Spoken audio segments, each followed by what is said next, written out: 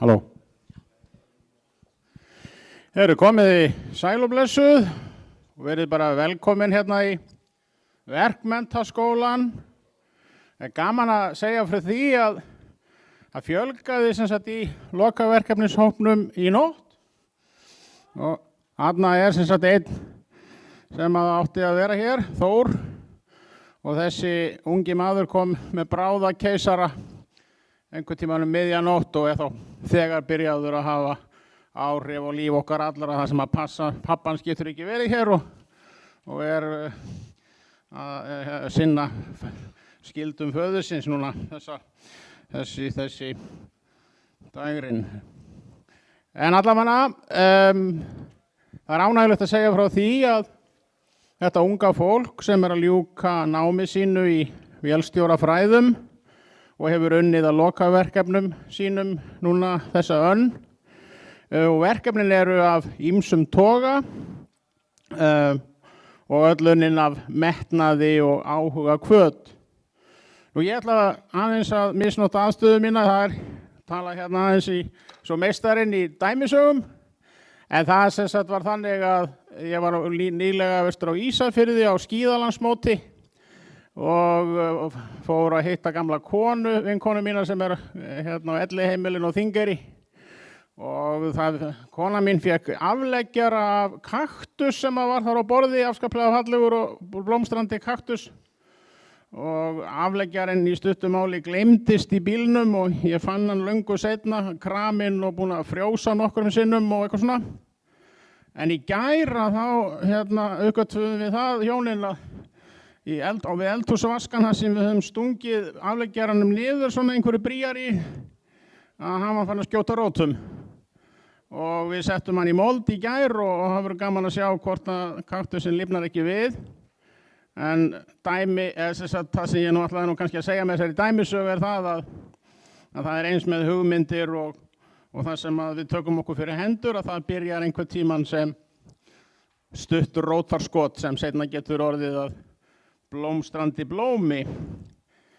En þeir taka svo við hérna og kynna lokaverkefnin sín hver af öðrum. Við höfum leitt þetta í vetur, ég heiti Vilhjálmur Kristjánsson og Íris hefur verið með mér, Arngrímsdóttir. Hópur nemendana er óvenju stór, ekki 18 Íris sem að klára núna 18 nemendur sem er svona einhver stæðsti árgangur lokaverkefnis nemenda. Nú er annað sem ég langar að drepa á eða segja frá að það er sem sagt ljúft og skylt að minnast þess að það er hér ungur maður í hópnum þar sem að Avans var kennari hérna við skólan í fjöldamörg ár. Avans hét Sigurður Ólafs Jónsson og kendi hér verðandi vélstjórum til fjöldamargra ára og var lifandi og sprækur og leiftrandi af húmor og orðatiltæki hans að þau lifa nú ennþá meðal okkar svona. Þannig að ég sé að einhverjir flissa kannast við þetta.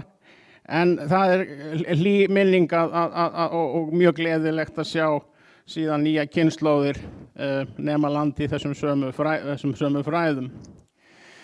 En Sigurður var hér gestur á kynningum til fjöldamargra ára og eftir að hann lauk ævistarfi sínu hérna við skólan og hérna var alltaf gleðilegt að sjá Sigurð hér kominn og hafði mikinn metnað fyrir því starfi sem hér hefur verið unnið.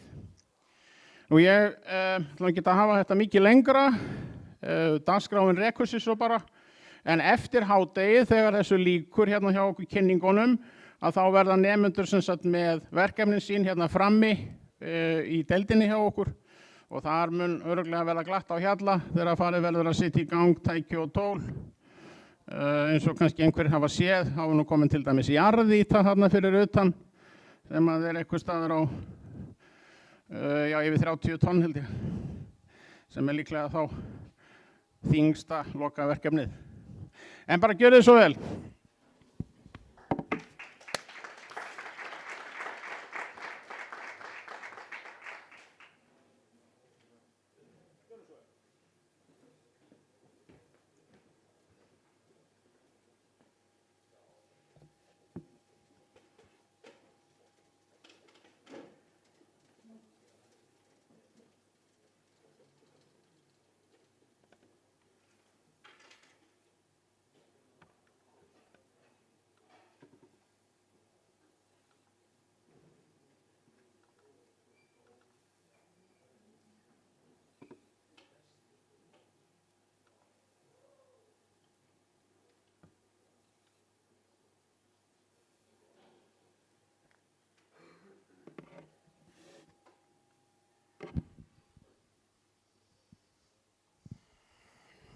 Góðan daginn.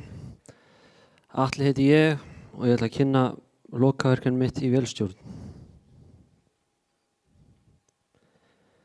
Eftir áramót, þegar ég þurfti að fara að ákveða hvernig verkefni ég ætla að gera, langaði mig að hafa það krefjandi með mikilli smíði. Mér fannst mikilvægt að hafa verkefnið áhugavert og hávert. Ég datt inn á myndband af heimasmíðum krafthamri og fannst það snyrtilegri útliti og einnig var hægt að fá teikningar á honum. Það þurfti þó að breyta nánast öllu í teikningunum en þær voru góður grunnur. Hugmyndin krafthamar nær aftur til fornaldar. Dæmi eru að Kínverjar hafi notað þá 200 árum fyrir Krist. Svokallaðir tripphamrar voru svo notaðir í Evrópu á 12. öld. Þeir virkuðu eins og fallöxi, röð, hjóla og gíra dró hamarinn á loft þar sem hann losnaði og þyngdarkrafturinn sá rest. Sumir þessara hamra voru gífurlega þungir. Venjulega veittu gufu eða vasknúin hjól afli til að lyfta hamrunum aftur í háa stöðu. Miðja 19. öld voru mekanískir og gufuknúnir krafthamrar teknir við af gömlu tripphamrunum. Með því að fylgja högginu eftir gat krafthamarinn slegið efnið með sama krafti og tripphamarinn þrátt fyrir að vera mikið minni. Hamarinn sem ég smíðaði rafdrifinn og notar hjámiðu til að lyfta stimplinum og fylgja högginu eftir. En til hvers nota maður krafthamra? Að þeir eru notaðir til að smíða úr stáli og forma það, til dæmis búa til hnífa til ýmissa nota. Hægt að búa til svokallað damaskusstál, þar sem maður leggur saman stál með mismunandi kolefnisinnihald og forge veldar það saman, en það gert með því að hita stálið og draga það út með hamrunum og brjóta svo stálið saman, þannig það hefur mörg mismunandi lög af mismunandi kolefnisríku stáli. Síðan hægt að dýfa þessu í sýru og þá birtist mynstur í stálið. Ég byrjaði á að velja mótor fyrir verkið og ákvaða að fá mér 1,5 kW 3-fasa mótor sem snýst á 420 snúningum. Þegar mótorinn var kominn, gat ég klárað að hanna grindina og hafist handa við að smíða hamarinn. Ég fekk að nota aðstöðuna í slipnum til að vinna verkið og geyma það sem var mjög þægilegt. Ég gat því unnið í því þegar ekki var skipulög vinna í gangi. Ég gat unnið verkið að mestu leyti sjálfur, en þegar kom að því að fræsa stimpilinn fékk ég mjög góða hjálp þar sem Þór rennismjör í slipnum fræsti úr stimplinum fyrir mig. Í þessu verkefni voru mörg mismunandi handverk Það var sagað, borað, mygg, tygg og pinnasvoðið, lókskorið, plasmaskorið, rennt og fræst. Verkefnið var aðalega stálsmiði en einnig var unnið með timbur og rafmagn.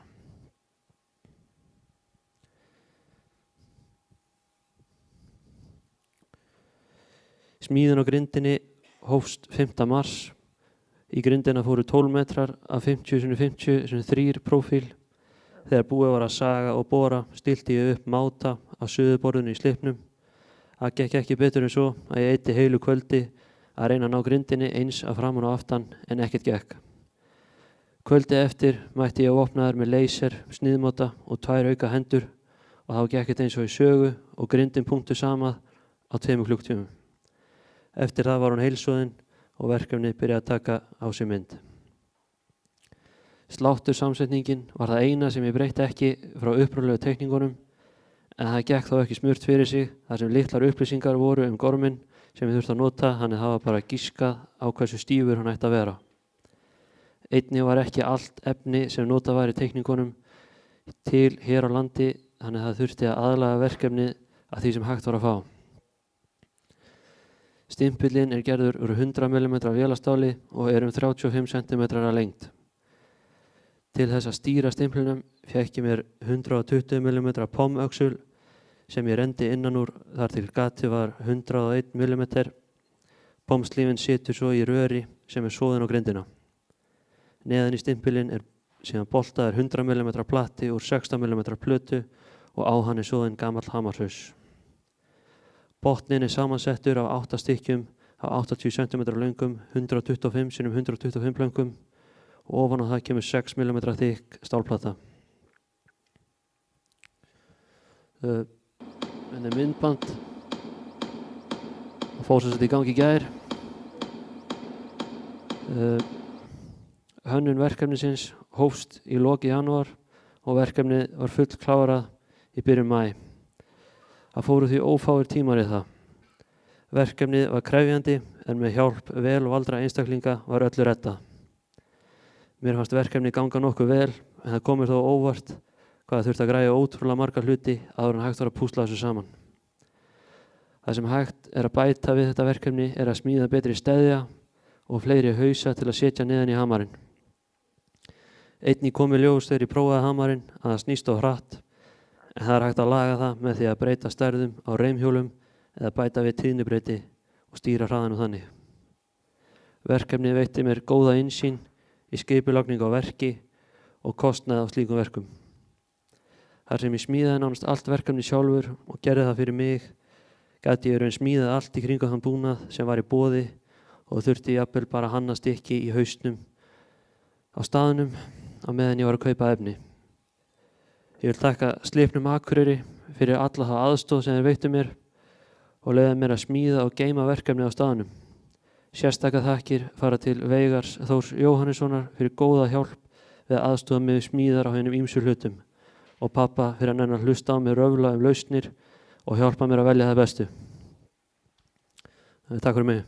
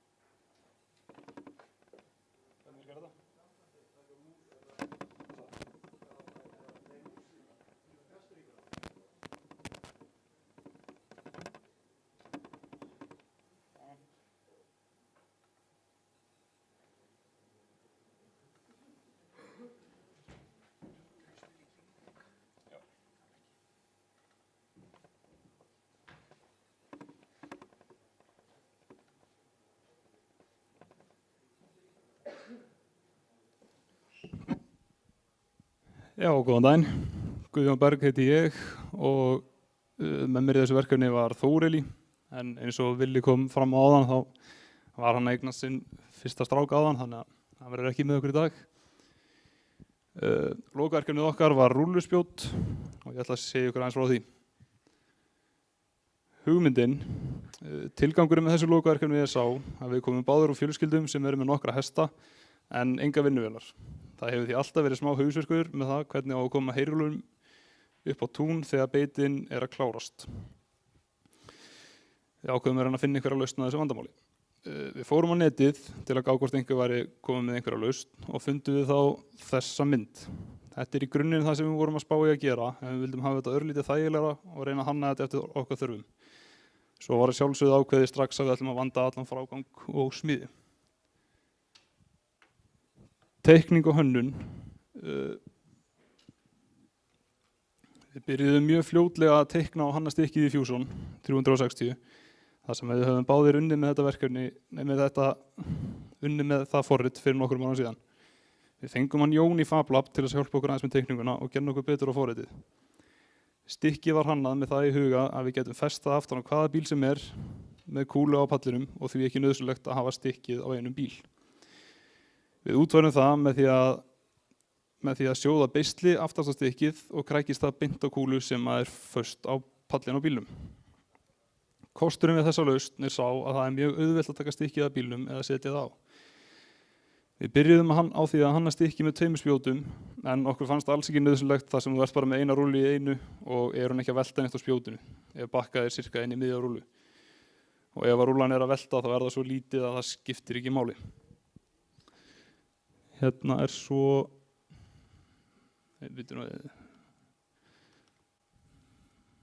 virka ekki myndböndin. En hérna á að vera myndband sem sýnir færslun á stykkinu upp og niður og 3D teikningun okkar í Fusion.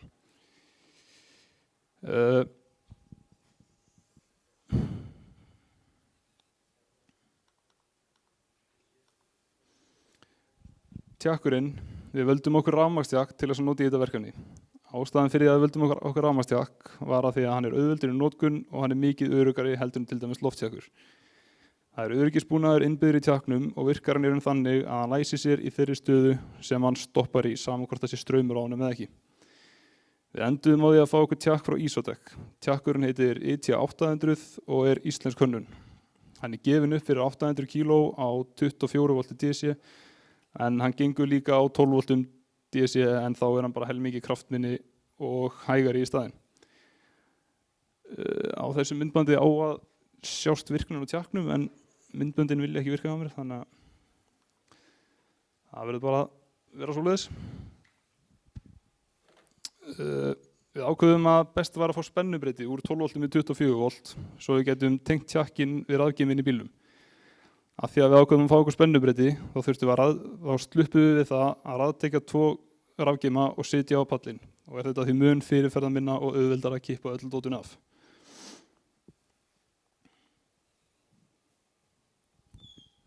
Smíðin. Rúlluspjótið var smíðað í páskafríinu í Neskustad þar sem eina aðstæðan sem við höfðum var þar. Við smíðum allt stykkið með efni frá vélaverkstæði G. Skúlason styrkt okkur það. Augun sem við smíðum voru fengin úr gamalli mjölpressu sem var notuð í bræðslunni heima. Þau eru 20 mm á þykkt með 50 mm gat í miðjunni. Þetta sem sagt augun hérna.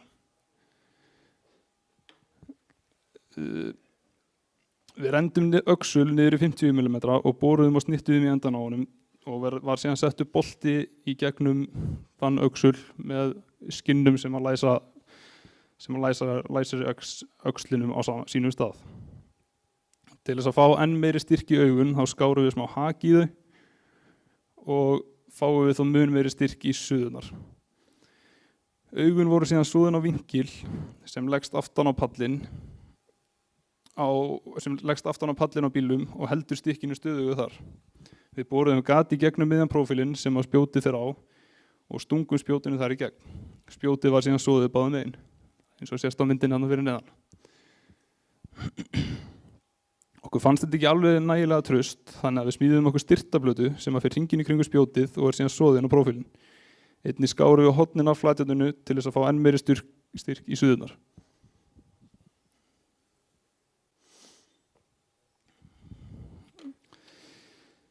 Til þess að festa rúlluspjótið í bílinn smíðuðum við okkur plötu sem við boruðum 12 göt í.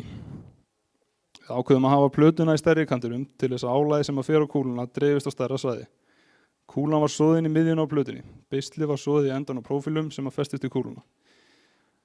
Aftari festingin á tjaknum, sem að er þá þessi hérna, var smíðuð úr 12 mm flatjarni og soðin á prófílinn. Fremri festingarnar, sem er hægt að sjá hérna, fremri festingarnar voru smíður úr sama 12 mm flatjarni en við ákveðum að hafa fremri festinguna 250 mm langa til þess að fá gott vogarafl á móti tjaknum og því aðeins auðveldara fyrir tjakkin að lyfta rúlunni. Við byggum okkur til ybitar á flatjarnunum til þess að styrkja þetta enn meira.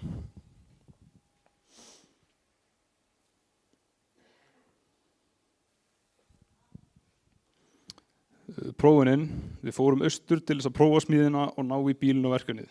Við náðum okkur í rúllu og prófuðum að bakka inn í hana og lyftum rúllunu upp og hún fauk upp. Við tókum pröfur út með rúlluna og fengum okkur pulsu og kók í sjópni. Bílinn seig ekki undan rúllunni og maður fann ekkert fyrir henni í stýri. Svo ættu að koma myndbönd hérna. Þetta er sem sagt myndbandi vinstra megin á að vera fyrsta lyftan sem sýnir hversu þægilegt þetta var fyrir bílinn.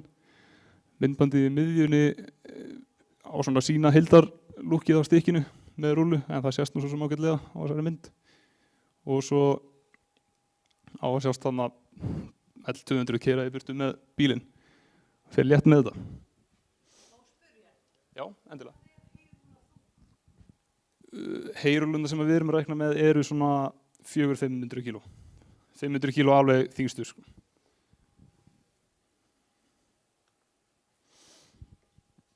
Útkoman, við erum mjög sáttið með þetta verkefni og hversu vel þetta heppnaðist.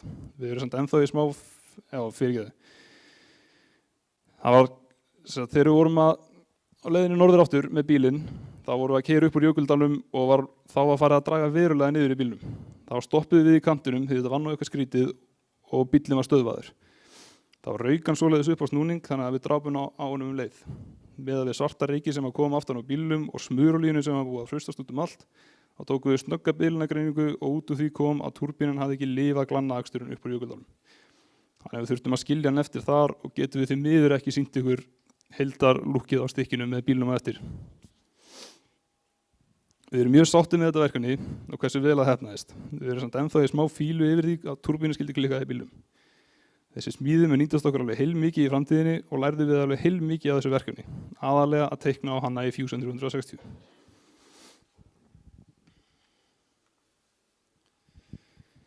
Við höfum aldrei getað framkvæmt þessa smíði án þess að vera með góða styrktaraðila.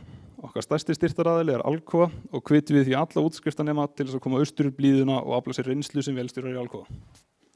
Einnig þessi styrt okkur voru Síldarvinnslan, Sun, G. Skúlason og Abs stéttafélag. Þetta eru fullt af flottum styrktaröðlum og eru mjög sáttir með við það að sjá hvað fyrirtæki sem standa okkur hvað næst voru áhugasum og til í að styrka okkur við þetta verkefni. Og ef það er einhverja spurningar þá verð ég bara hérna inn í vélasal í vélstjórn á eftir með stikkinu. Það getur spurt mig þar. Takk fyrir okkur.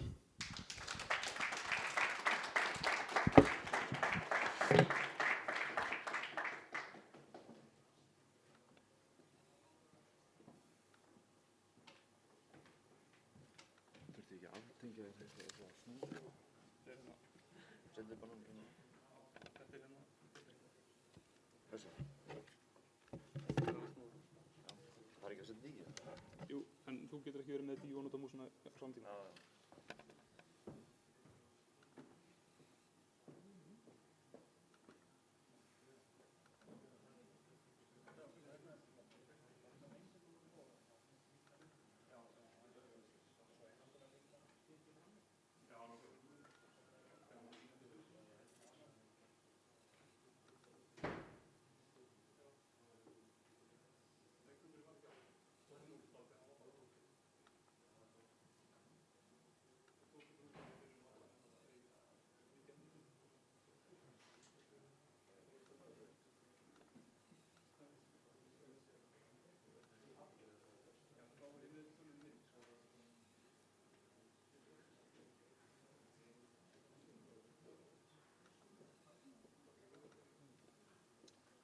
Kann einhver að íta á presentation til að byrja þetta?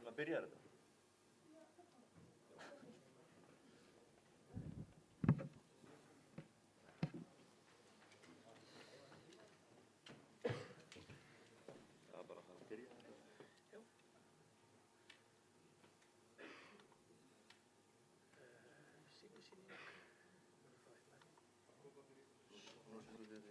Já.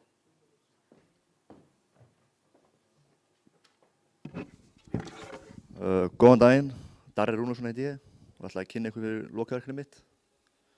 Verkefnið mitt fjallar betrun- og aflstýringu gufuketils sem 1 megawatt að stærð og í frauðplastverksmiðjunni Polynorð hérna á Akureyri. Ég valdi þetta verkefni ekki beint en ég fékk þetta svona meira upp í hendunar frá samstarfsmanni mínum sem ég leitaði til þegar ég var óviss hvað ég skildi gera í þessum áfanga. Fyrsta lýsingin á verkefnu var að þetta væri stór gufurafskautaketill með PET-regli hjá Krumma sem væri með vesen. Krummi eigandinn að frauðplastverksmiðjunni og svona vélstjóri á sérsviði. Hann á 4 eða 5 frauðkassaverksmiðjur í Noregi sem fyrir eldisafurðir og fannst mér þetta mjög gott tækifæri til að læra meira rafskautakalla og virkni þeirra. Ég hefði aldrei komið inn í plastverksmiðju og vissi svona frekar lítið plast, þannig að þetta hljómaði bara mjög áhugavert.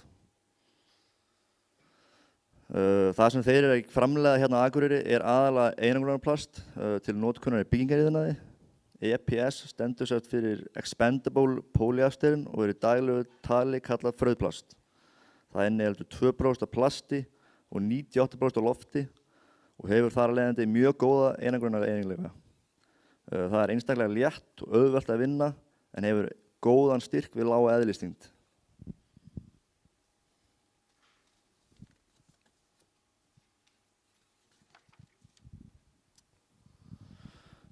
Þeir fá frauðplastkúlurnar svona eins og við sjáum til hægri og eins og sést á myndinni lítur þetta út bara fyrir að vera fínt salt. Sogaði síðan plastkúlurnar inn í forþénar eða popparan eins og fagmenninni kalla hann og með heitri gufu geta kúlurnar þanist út ca. 50 sinnum upprunalega stærðar sinnar. Popparan þarna fyrir miðju og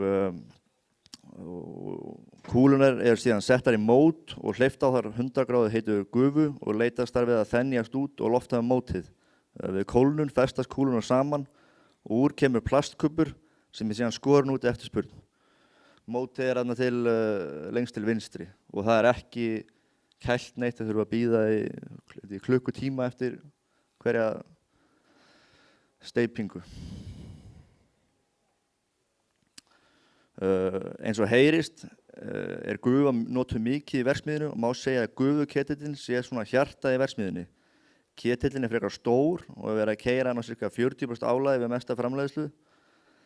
Það gott vegna þess að þetta býður upp á stækkun í framtíðinni ef eftirspurn verður orðin meiri. Krummi hafði vitað einhver tíma að einhver element ketilsins væri farinn en ekki gert neitt í því vegna þess að þetta hafði ekki beint áhrif á rekstur verksmiðjunnar og það vegna stærð ketilsins. Og var þetta nokkuð ljóst þegar ketillinn var í keyrslu og kíkt var að inntöluskjáinn þar sem áætlað afl ketilsins á að sjást og borið saman með mælinn sem tengdur við ketillinn frá Norðurorku. Hérna til vinstri sjáum við myndina af inntöluskjánum sem sýnir 234 kW og svo raunaflið til hægri þar sem að Norðurorkumælinn tengdur og þetta sýnir 72 kW og þetta náttúrulega ekki það sama talan. Aðeins stýringuna. Ketillinn stýrður af Siemens inntölu sem sett upp á þannig að ketillinn vinnur á þrepastýringu. Því fleiri þrep sem inni því meiri afköst. Það sem stýringin gefur upp áætlað afl en ekki raunafl sem útskýrir vesenið sem það verið að reyna að leiðrétta og það vegna þess að það engar straumspennar í stýringunum sem mæla raunaflið. Straumspennar mjög dýrir og skiljanlegt að framleiðandi fór ekki út í að setja það í skápinn á sínum tíma en þetta skekkir stöðuna svolítið þegar elementin að fara hann að bila.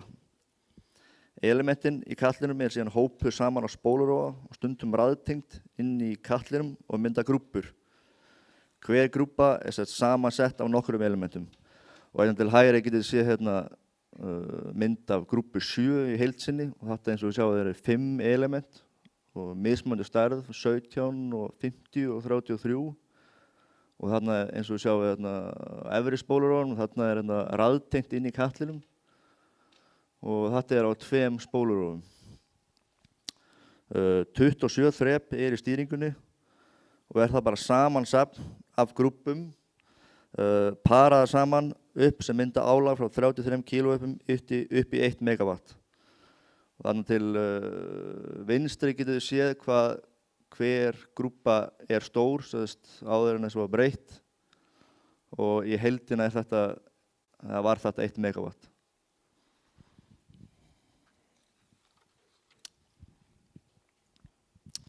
Nú var komið í ljós hvað var ónýtt í kerfinu og hvar það var staðsett í þrepaplaninu.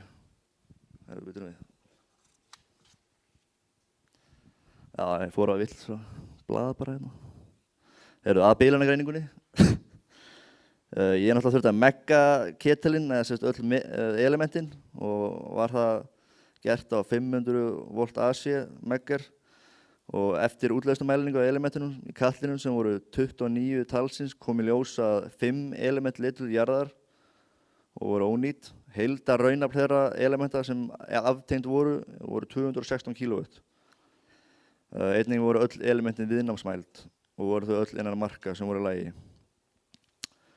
Eftir þessa bilanagreiningu var ákveðið að keypt yrðu ný element og yrði framkvæmd lausn á þessu vandamáli þangað til þau koma og finnst tími til að skipta þau.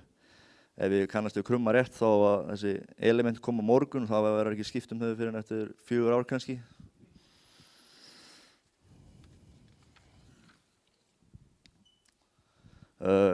Nú var komið í ljós hvað var ónýtt í kerfinu og hvað var í staðsett í þrepaplaninu. Þurfti því að hanna nýtt þrepaplan á ketilinn og var það gert með því leiðarljósi að öll element ketilsins skyldu vera einhvern tímann í notkun þegar hann var keyrður upp í 300 kW. Og það vegna þess að 300 kW hámarksnotkun ketilsins þegar verksmiðjan í fullum afköstum í dag. En svona venjulegum degi þá þetta aldrei meira en 120 kW. En þetta aðalega á sumrin þegar þeir eru að steypa sem mest. Þá getur þetta farið upp í 300 kW. Hafþór frá Raftól kom síðan að breytti þrepastýringunni og gildum á hverja grúppu fyrir sig. Prófað var síðan að keyra ketilinn til samanburðar við norðurorkumælinn og var þetta orðið rétt. Hérna til hægri getið þið séð nýja þrepaplanið sem ég hannaði og þarna sjáum við til vinstri horninu kannski endanlegt álag eftir breytinguna var þetta orðin 786 kW sem ennþá allt og stórt ennþá fyrir verksmiðjuna þannig að þetta ennþá í lagi. Og þarna getið séð að grúppunar fyrir miðjuna það bara plúsar saman og mynda álag upp í x mikið hvað við þurfum að fara hátt og þarna erum við sjá upp í 12 og þetta fer alveg upp í 27. Og þarna sjáum við til vinstri að þarna búið að leiðrétta áætla aflið á inntölunni og þessi grúppunar komnar með nýjar stærðir.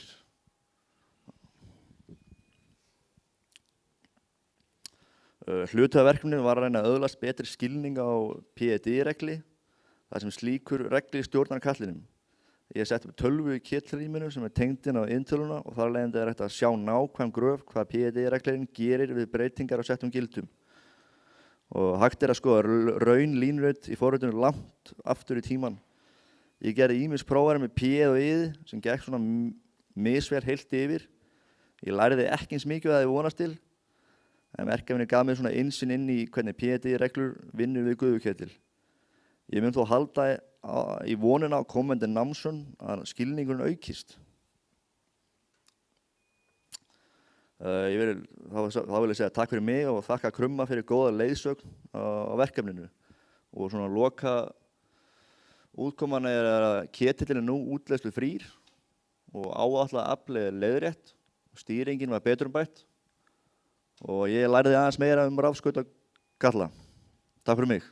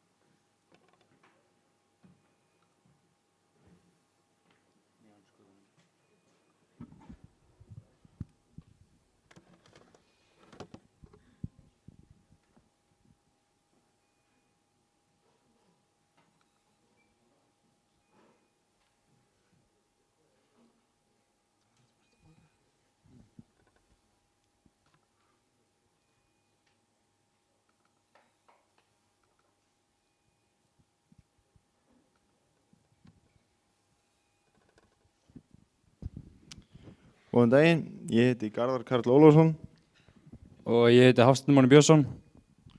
og lokaverkefni okkar felur í sér vélarupptekt á 2 Caterpillar jarðýtu mótorum.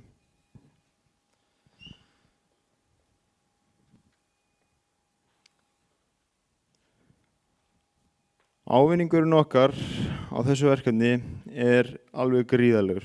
Skilningur okkar á því hvernig vélar ganga og hvernig hinir ýmsu íhlutir virka, hvernig smurning berst alla vél, hvernig hinir ýmsu íhlutir virka, hvernig smurning berst alla. Við höfum þekkingu á því hvernig sundutekt og samsetningu vélar háttað, hvað þarf að gera, hvað þarf að varast og fleira. Mælingar eru mikill hluti af verkefninu og sú kunnátta mjög góð fyrir menn að tileinka sér þar sem að þeir munu koma til með að nota þá tækni mikið við ástandsmat íhluta í tilvonandi framtíð.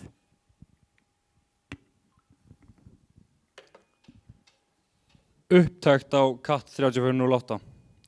Þessi D8L í eigu Skútabergs og keyptu vélina Úrbræta. Í henni er 18 lítra VAF 8 vél sem framleiðir 335 hestöfl. Þegar við komum að vélinni var búið að taka vélina úr og olíupönnuna undan. Við byrjum verkefni þá fórum við og tókum vélina alveg í sundur og byrjum að ástandsmeta hérna ýmsu grunníhluti. Matið gert mikið með míkromælir og fölir og allskyns mælitækjum. Við mælingar komumst við að sveifarásvélar var ónýtur. Var einn sveifarvölurinn orðinn egglaga sem þýðir að hann breiðari á einn kant en annan og munaði 2 mm á hliðum sem allt of mikið undir máli.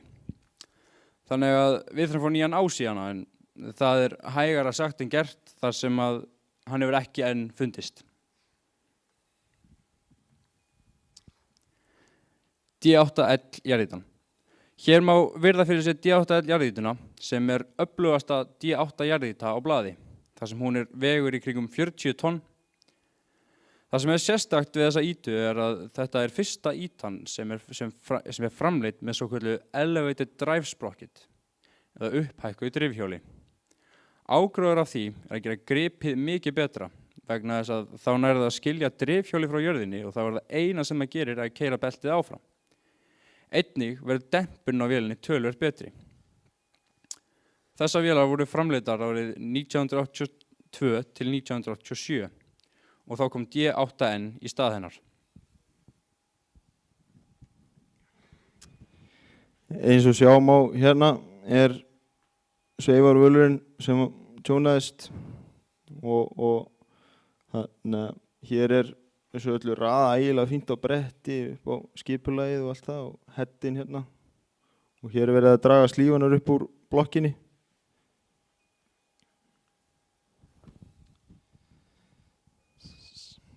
Þegar sundutekt á 8-cylindra vélinni var lokið kom Þór Konráðsson og yrti því að okkur mætti ekki leiðast á meðan leitin eftir varahlutunum stæði yfir og dró inn á gólfi í kjölfarið eina D5H Caterpillar jarðýtu.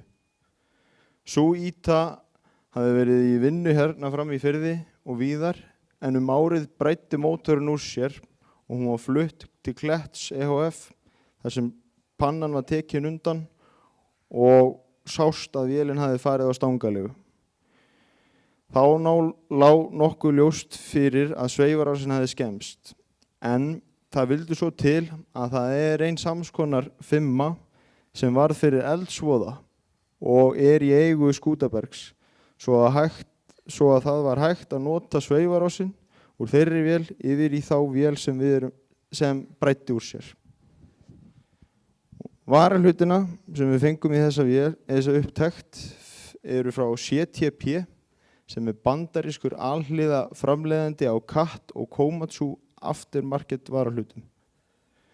En við Hafsteinn í samræmi við Þór Konráðsson og Sveinbjörnsson sem hjá Kletti ákveðum að endurnýja alla stimpilkolla, stimpilringi, slífar, túrbínu og hvítmálslegur í millitannhjól.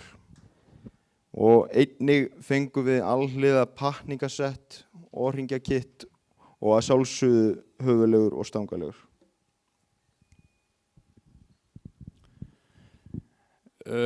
Hér fáið þið að sjá baráttuna við náttúruöflin. Þar sem að 5 stóð frosinn föst fyrir árinu þegar við vorum að byrja á þessu verkefni. Og má þarna sjá Þór Konráðsson vera að leysa hana úr frostinu með tileigandi háttum, já.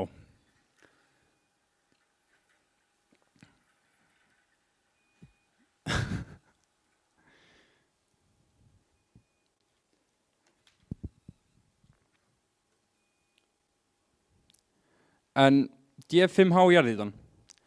Þessi vél að miðlungsstærð og knúin af 4 sílindra, 7 lítra vél sem framleiðir 130 hestöfl við 2200 snúninga, Caterpillar 3304. Einnig á þessi sameiginlega með D8L þá D5H fyrsta 5 sem kemur með elevated drive sprocket eða upphækkuðu drifhjóli. Okkar vélar, vélin sem við erum að gera upp árgerð 1992 og vélin sem var fyrir eldsvoðanum árgerð 1995. Þessar típur af 5 eru gerðar til þess að vera blautu landi, þannig að þess vegna það á svona agalega breiðum beltum.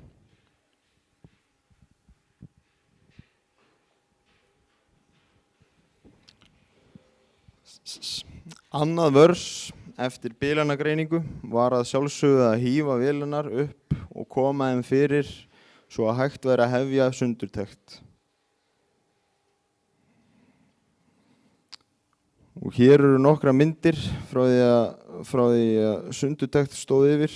Í þessu ferli pössuðu okkur afar vandlega við að flokka alla bolta og rær og aðra smáhluti sem tilheyra hverjum íhlut fyrir sig og eða staðsetningu eins og allir boltanir voru lagðir í bóks sem var síðan merkt. Þannig erum við að passa að hver sem gæti gengið að þessu verki og tekið við því eða svo það líka alveg glataða ganga hálffullri fötu sem full af róm og boltum og maður hefur ekki hundsvitað í hver bolti fer fyrir sig.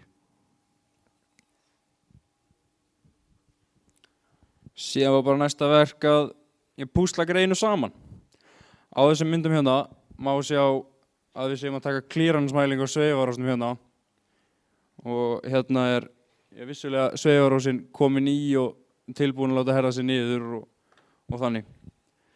En í samsetningu skiptir hreinlændi öllu máli og það alltaf að vera rosalega hreint því að ekki gott að hafa óhreind einhvers staðar þar sem þau eigi ekki að vera. Getur haft rosalega afleiðingar. Allir boltar þurfa að hafa rétta herslu og svo víst rosalega gott að setja vélina rétt saman.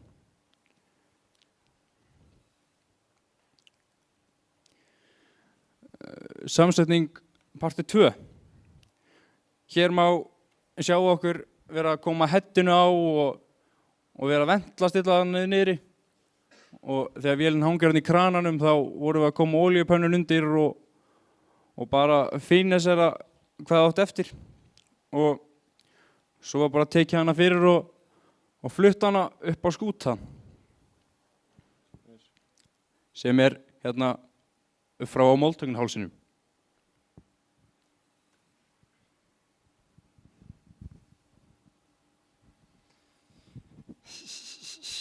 Hér erum við að hífa vélina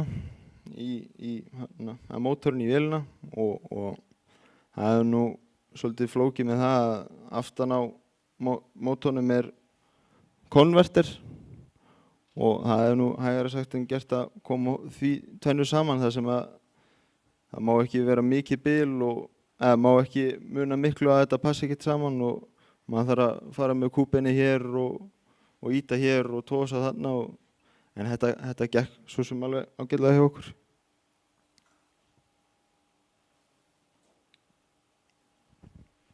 Og hér fáum við að sjá myndband af fyrstu gangsetningunni hjá okkur.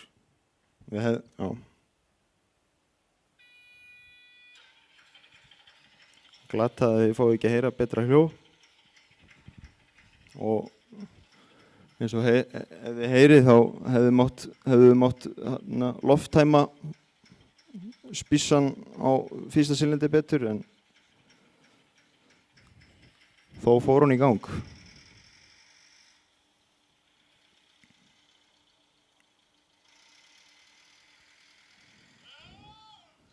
Og svona voru við kátir.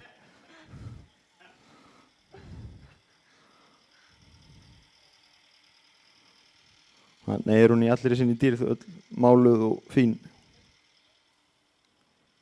Og fljóta ná upp smurþrýsting.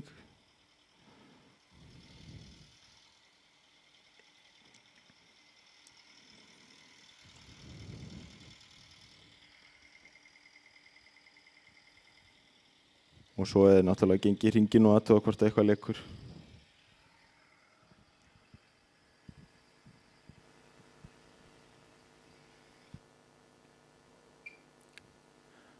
Næst var nú bara að flytja vélina hérna upp í skóla til ykkar og það gerði hann Björn Konráðsson samviskusamlega og hjálpa okkur við það að koma hingað upp og hún situr hérna fyrir utan hérna vélasal Vafimá og fer í gang á eftir líklegast. Já, hún var komið seint í gærkvöldi. En við viljum þakka kærlega hjálpina og tíman sem þessi einstaklingar hérna komu og hjálpu okkur við þetta. Og við viljum þakka kærlega fyrir þetta tækifæri fyrir að gera þetta verkefni. Þá segi ég bara takk fyrir okkur.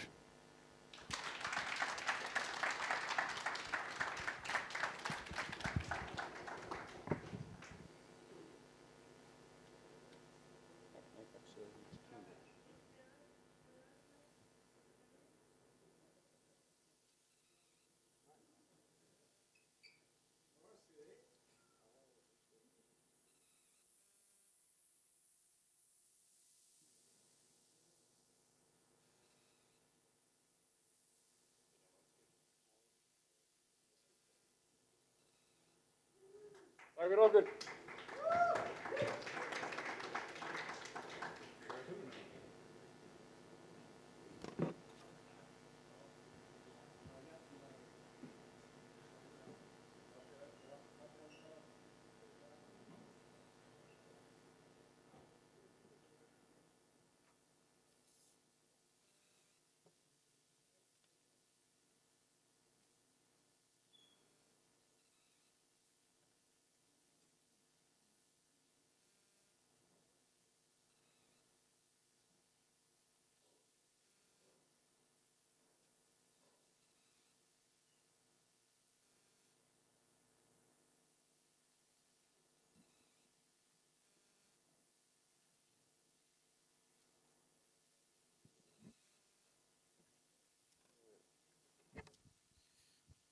Góðan daginn, ég heiti Óskar Örn Sigtryggsson og verkefni mitt var stýring á örvirkjun.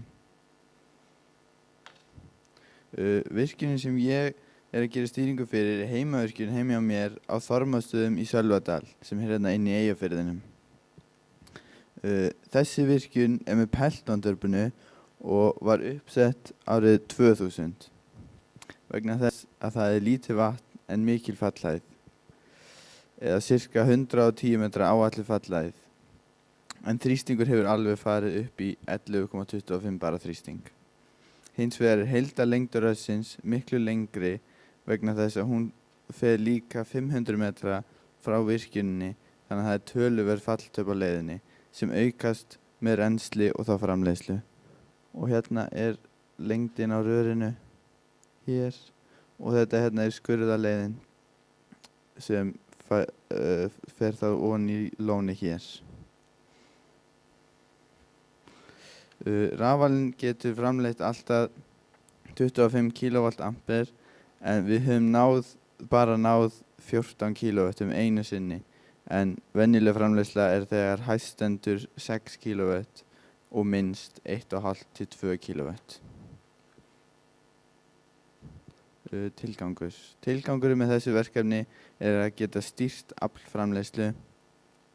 Venjulega í virkjunum með Pelton-turbínu dömplót og bunuskeri nóg stýring fyrir virkjunina, en vegna þess að það svo lítið vatn og miðlunarlónið allt of lítið, þá höfum við verið að lenda í því að loft komist í fallpípu sem minnkar framleiðslu vegna þrýstingstaps. Og eina leiðin til að losna við það að stoppa alveg framleiðslu á rafmagni, sem erfitt þegar þetta eina rafmagni sem við höfum heima hjá okkur. Ég ákvað að teikna inntakið á virkjuninni í SketchUp og það forritið sem ég nota þegar ég 3D-prenta heima. Og hérna sjáum við vatni kemur inn hér frá lóninu og fer þá hérna og hérna inn á turbínuna. Og það á að vera þrýstingsmælir hér og þetta stilliskrúan sem mótorinn frá stýringunni kemur á.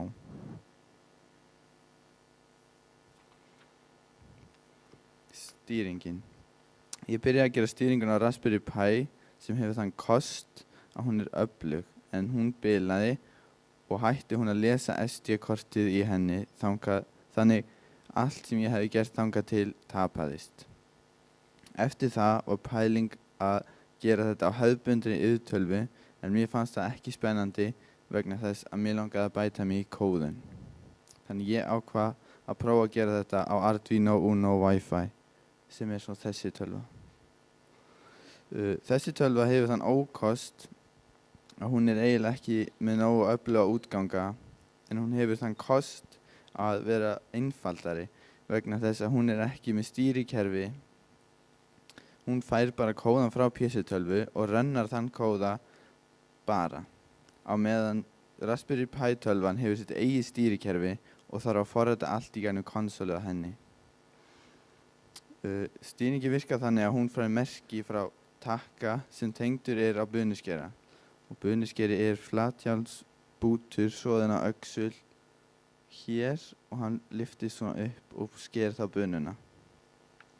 Þrýstingsmælir sem eins og ég sagði kemur hér. Riðmælir, aflmælir og stillanlegu viðnami. Og hann byrjar á að horfa á hvort bunuskerin sé að skera bununa og ef hún að gera það, lokar stýringin fyrir. Hins vegar, ef svo ekki, þá skoðar hún hvort þrýstingur sé nægilegur og ef hann ekki nægilegur, þá skrúar hún fyrir vatnið. Því næst skoðar hún riðin og lagar þá opnun inntaks eftir því hvort rið sé of há eða of lág. Að lokum skoðar hún aflmælingu og ber það saman við merkið frá stillanlega viðnáminu og það notað til að stilla óskildi aflframleiðslu.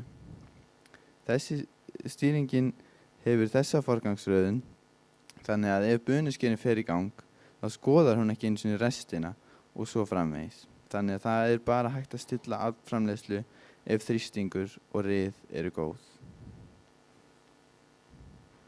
Já, spurningar? Já, bara takk fyrir mig.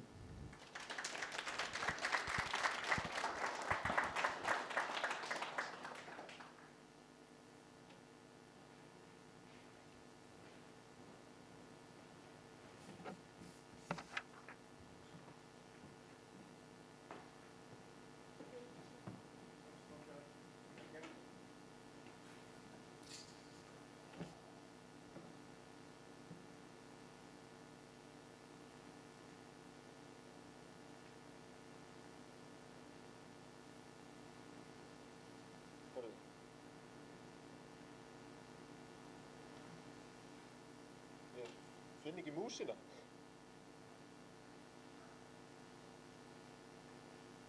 Hún bara orðin. Já, hún hreyfast á skjánum, en ég sé hann ekki hér.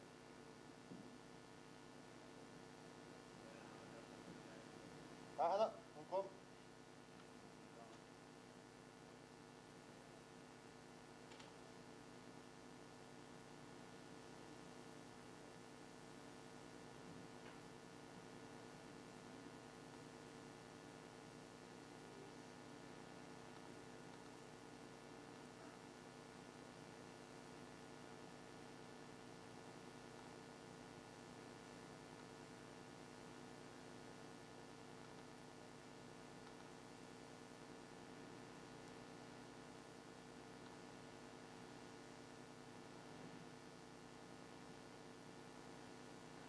Lendir í einhverju bölluðu veseni hérna.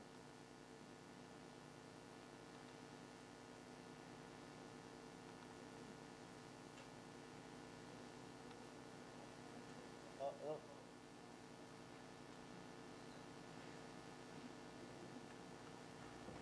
Það er komið.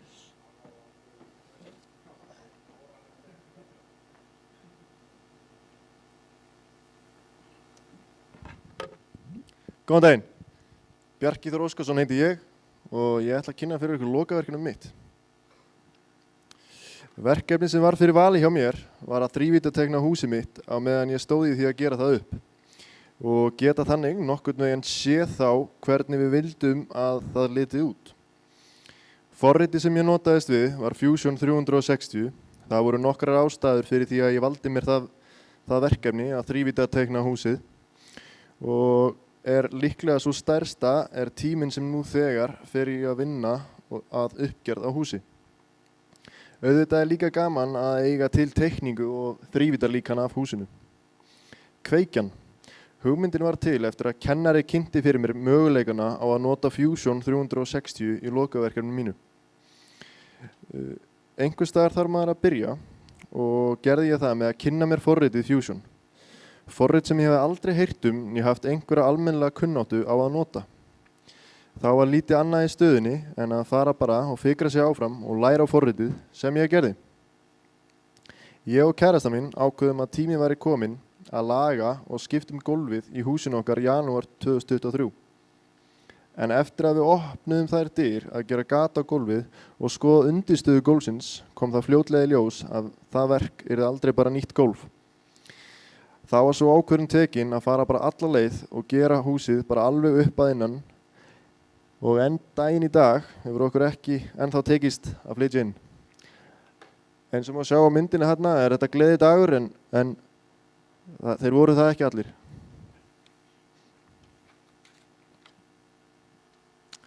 Teikningin mín. Teikningin fór ekkert almennilega í vinnslu fyrir en ég var búinn að mæla allan grunnflötinn á neðri hæðinni. Neðri hæðin í húsinu 60 fermetrar og var auðvelt að komast að því eftir að maður búinn að skríða eftir gólfum og klifra veggi til að mæla. Útveggir í heild sinni það bil 30 cm þykkt en milliveggir 11,5 cm. Þá gat ég farið að nota þau mál og teikna grunnskissu af húsinu og það sem svo þægilegt við forritið að þegar ég var komin með teikningu af grunnfletinum gat ég bara bætt við veggjaþykktinni og nota verkfæri í forritinu sem heitir Extrude.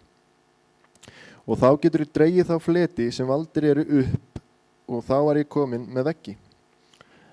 Eins og má sjá hérna grunnteikningin á grunnfletinum og hérna ég búinn að nota þá Extrude til þess að draga upp veggina.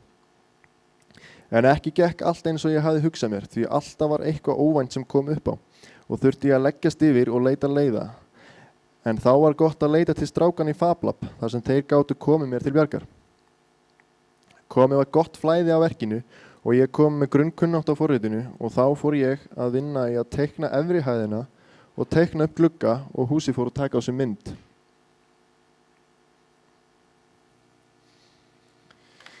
Fyrir þá sem ekki þekkja forritið Fusion 360.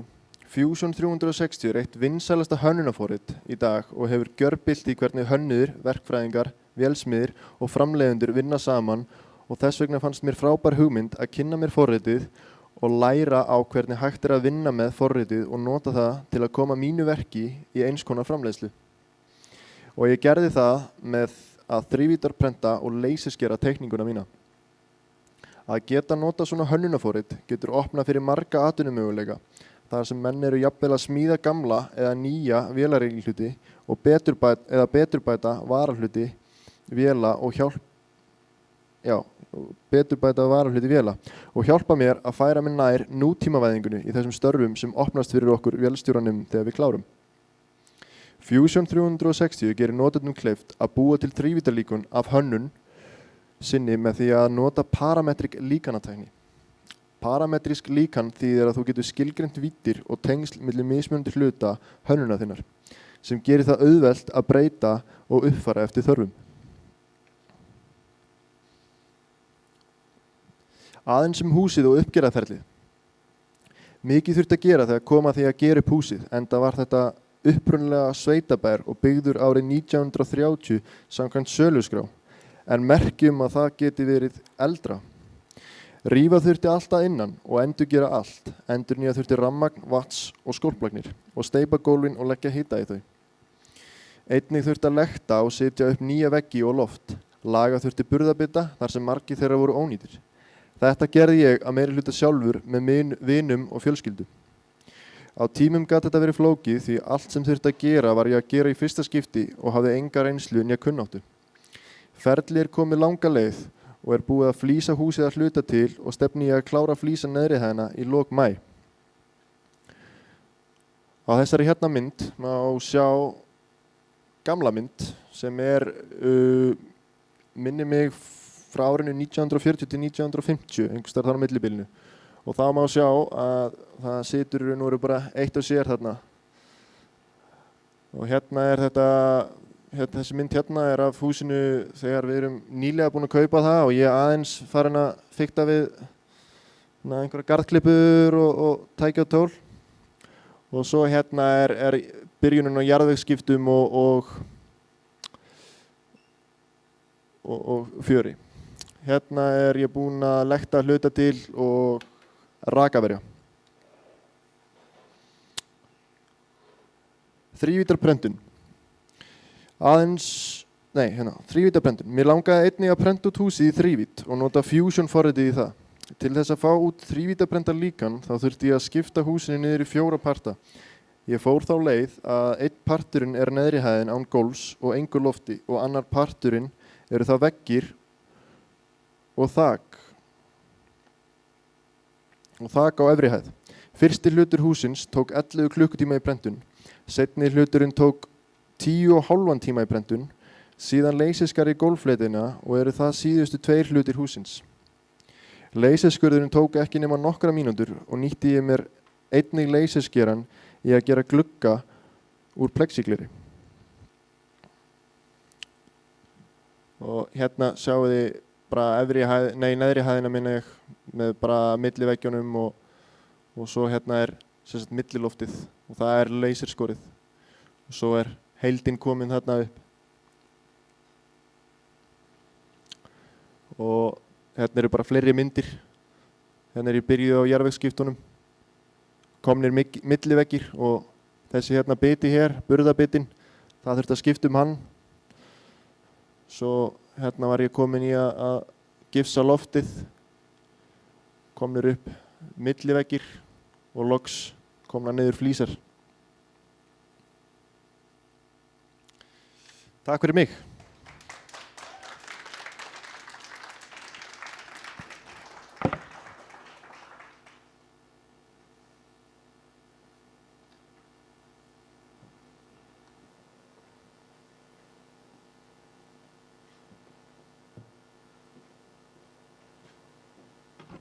Já, takk fyrir, drengir.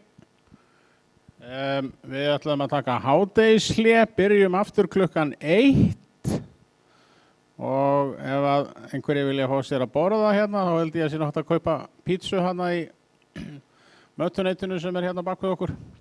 Þannig að við byrjum aftur klukkan 1. Síðan verður sem sagt eftir að kynningunum líkur hérna 2:30 leyti kannski eitthvað svoleiðis að þá verða nemendur eins og ég segi hérna fram í vélstundadeild og hægt að spjalla við og sjá verkefnin og margt áhugavert sem að verður örugglega í gangi þar. Þannig að sjáumst hérna aftur klukkan 1.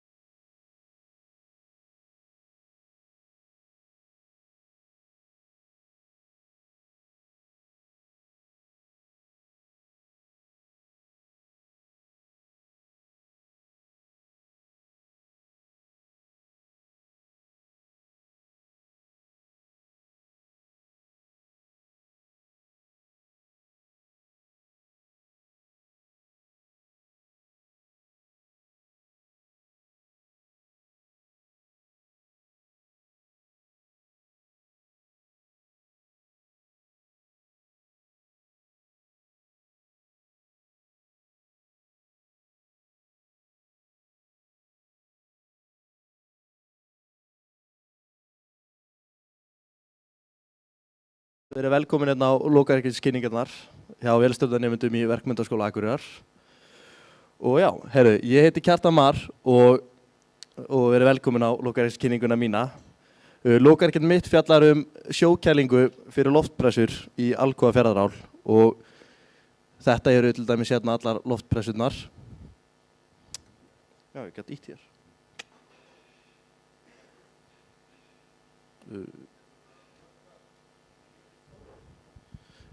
Já, úps.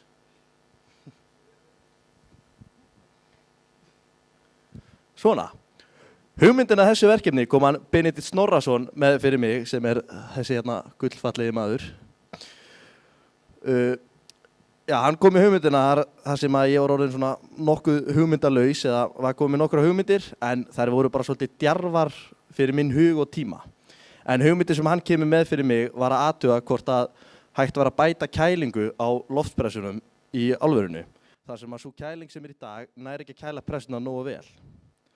Mér leið strax mjög vel á þessa hugmynd þar sem ég svo strax fyrir mér að nota sjókælda plötu varmaskipta til að kæla pressana sem glýkól þar sem þetta eitthvað sem við vélstjórar munum sjá oft borð skipa og einhvers staðar annars staðar tengt okkar geira.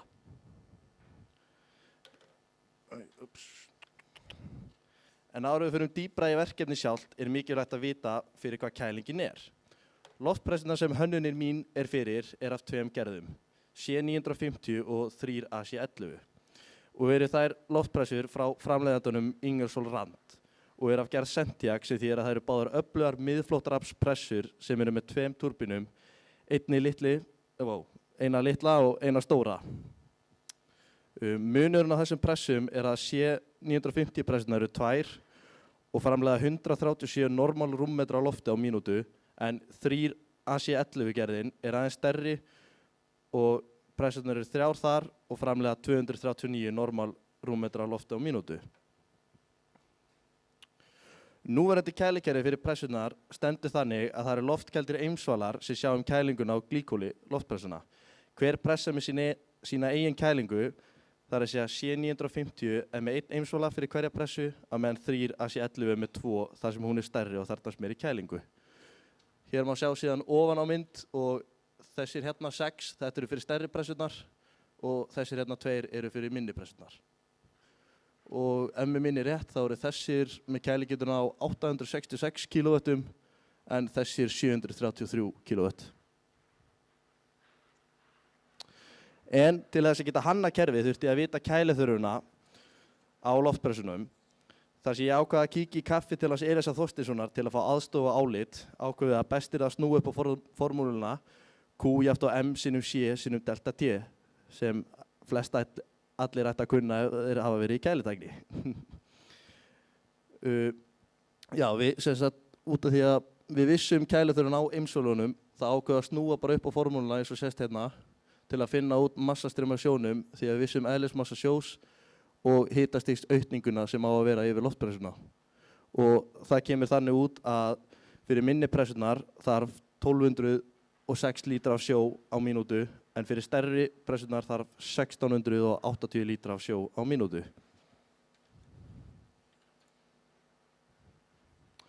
Þegar reikningurinn var kominn var hægt að byrja að velja búnað.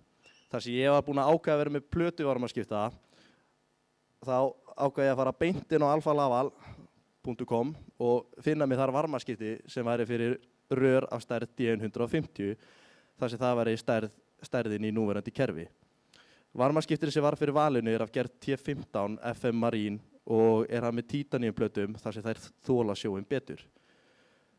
Næst voru það dælurnar og eru þær frá Lovara og af sömu gerð en ekki stærð þar sem fyrir minni loftpressurnar það 75 kW en fyrir stærri það 90 kW hver.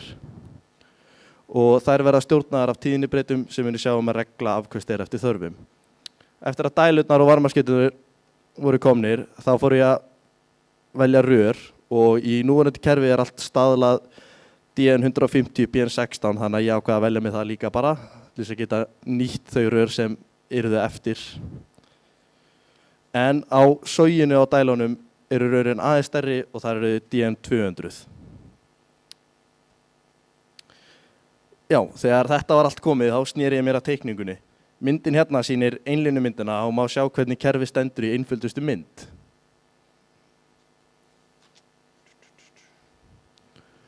Hérna síðan þrívíddarmynd af kerfinu og hún teiknuð í raunstærð, þannig að það má búast við að kerfið muni líta nokkurn veginn svona út í raunveruleikunum. Og þetta sjónarhorn minnir mig suðvestur. Sést hérna, hérna byggingin og hérna koma rörun út og við varum að skipta og tilbaka. Hér síðan sama mynd en annars sjónarhorn og það hort frá suðaustri þarna. Síðan hérna eru dælurnar og sjósíðurnar og lokarnir og frárennslisrörið. Síðan það staðsetning dælana. Hérna sést svona grófa áætlun hvar dæluhúsið mun standa, sem sagt hérna niður í fjörunni og hæðamunurinn á því og varmaskiptunum 40 metrar. Og ef mér minnir rétt þá lengdin hérna einhverju 250 líka. Og síðan þetta svona heildarmynd af öllu kerfinu í grófum drætti. Þetta tók auðvitað sinn tíma að teikna og notaðist við forritið AutoCAD. Því að við vorum nú búin að læra svolítið á það hérna í skólanum en ekkert í þrívíddarteikningu, þannig að ég þurfti svolítið að klóra mér í hausnum gagnvart því. Sem reyndist erfitt fyrst en það kom svona hægt og rólega. En núna erum við búin að sjá kerfið í heild sinni og þá vilja eflaust margir vita hvað svona kerfið myndi gróflega kosta.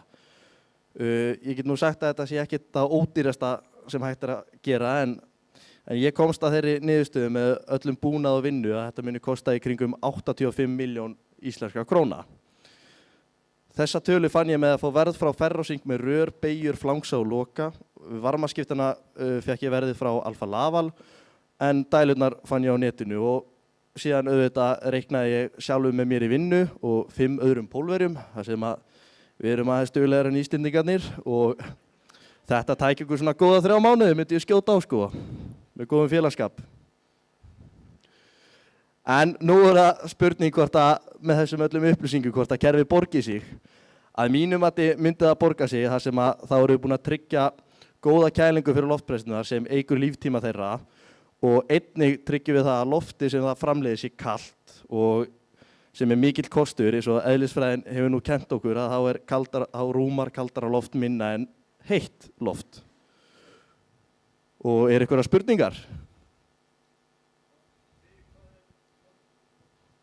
Þetta mjög góð spurning þegar. Loftið sem sagt notað í mjög mörgum, það hefur sem mikinn tilgang í álverinu þar sem það notað bæði í skotkútum, kælingum og kerum, fleytirönnum, bara sem vinnuþrýstingur á bara öllu. Það bara mjög mikilvægt að vera með loftið. Hver aðra spurningar eða?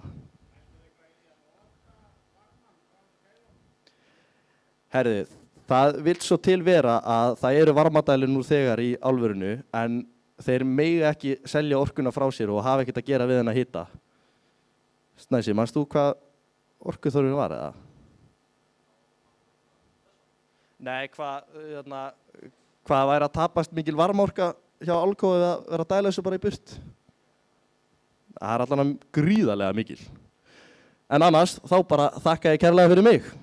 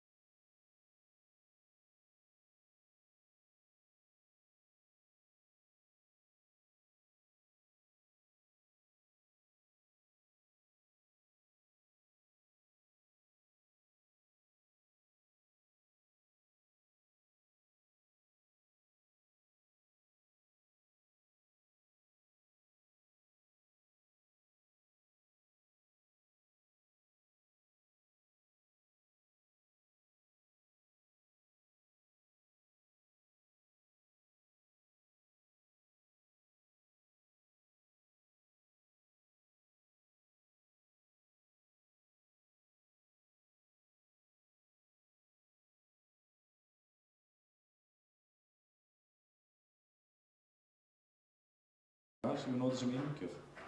En þegar við reyndum að setja hreyfilinn í gang þá fengum við ekki nógu háan þrýsting úr kútnum og svo við tókum þrýstimingarinn af og notum rörur úr honum til að festa slönguna á kútinn. En það þurfti að renna rörið aðeins niður til að koma slöngunni upp á. Rafkerfið hins vegar, það er tvíþætt, það er annars vegar 12 V kerfið fyrir kertið og hins vegar 24 V kerfið fyrir dæluna. En það þýddi að við þurftum að vera með 3 rafgema, 2 fyrir dæluna sem við raðtengdum til þess að ná fram 24 V og annan fyrir kertið, sem var ekki upprunalega planið, en það er svo sem ágætt að hafa smurolíudæluna á sér rafgemum, öryggi og svo framvegis. Við notum háspennukepli úr Volvo Laplander sem fær að hvíla sig aðeins lengur til þess að fá neista á kertið. Við lofum að spila því. Já, svo er það tilraun til gangsetningar. Við undirbúning við gangsetningu hugsaum við að hreyfillinn þurfti mikið loft, það þurfti háan þrýsting á gasinu og það að túrbínhjólið þurfti að ná góðan hraða. Okkar lausn við þessu var að kaupa 20 V laufablásara úr húsasmiðinni til þess að auka loftflæði og magn og svo tókum við þrýstireglunni í sundur eins og áður var nefnt og svo settum við 1 lítur af smurolíu inn á kerfið, það 530 eins og framleiðendur voru að mæla með og við dæluðum henni gegnum kerfið til þess að lofttæma og hringrása olíuna. Til þess að byrja tilraunina notum við bara laufablásara til þess að snúa hjólið. Það reyndist ekki snúa hjólið nógu hratt en hins vegar var loftmagnið nóg. Annað sem við tókum eftir var að kertið gaf veika neista sem ekki var nægilegur til þess að kveiki í gasinu. Lausnin okkar við þessu var að taka kertið úr og stinga brennari í staðinn.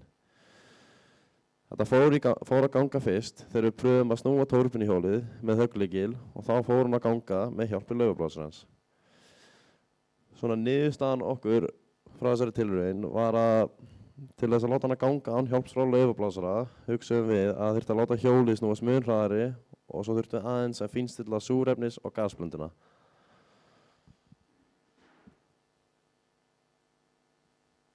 Svo fylgir myndband hér.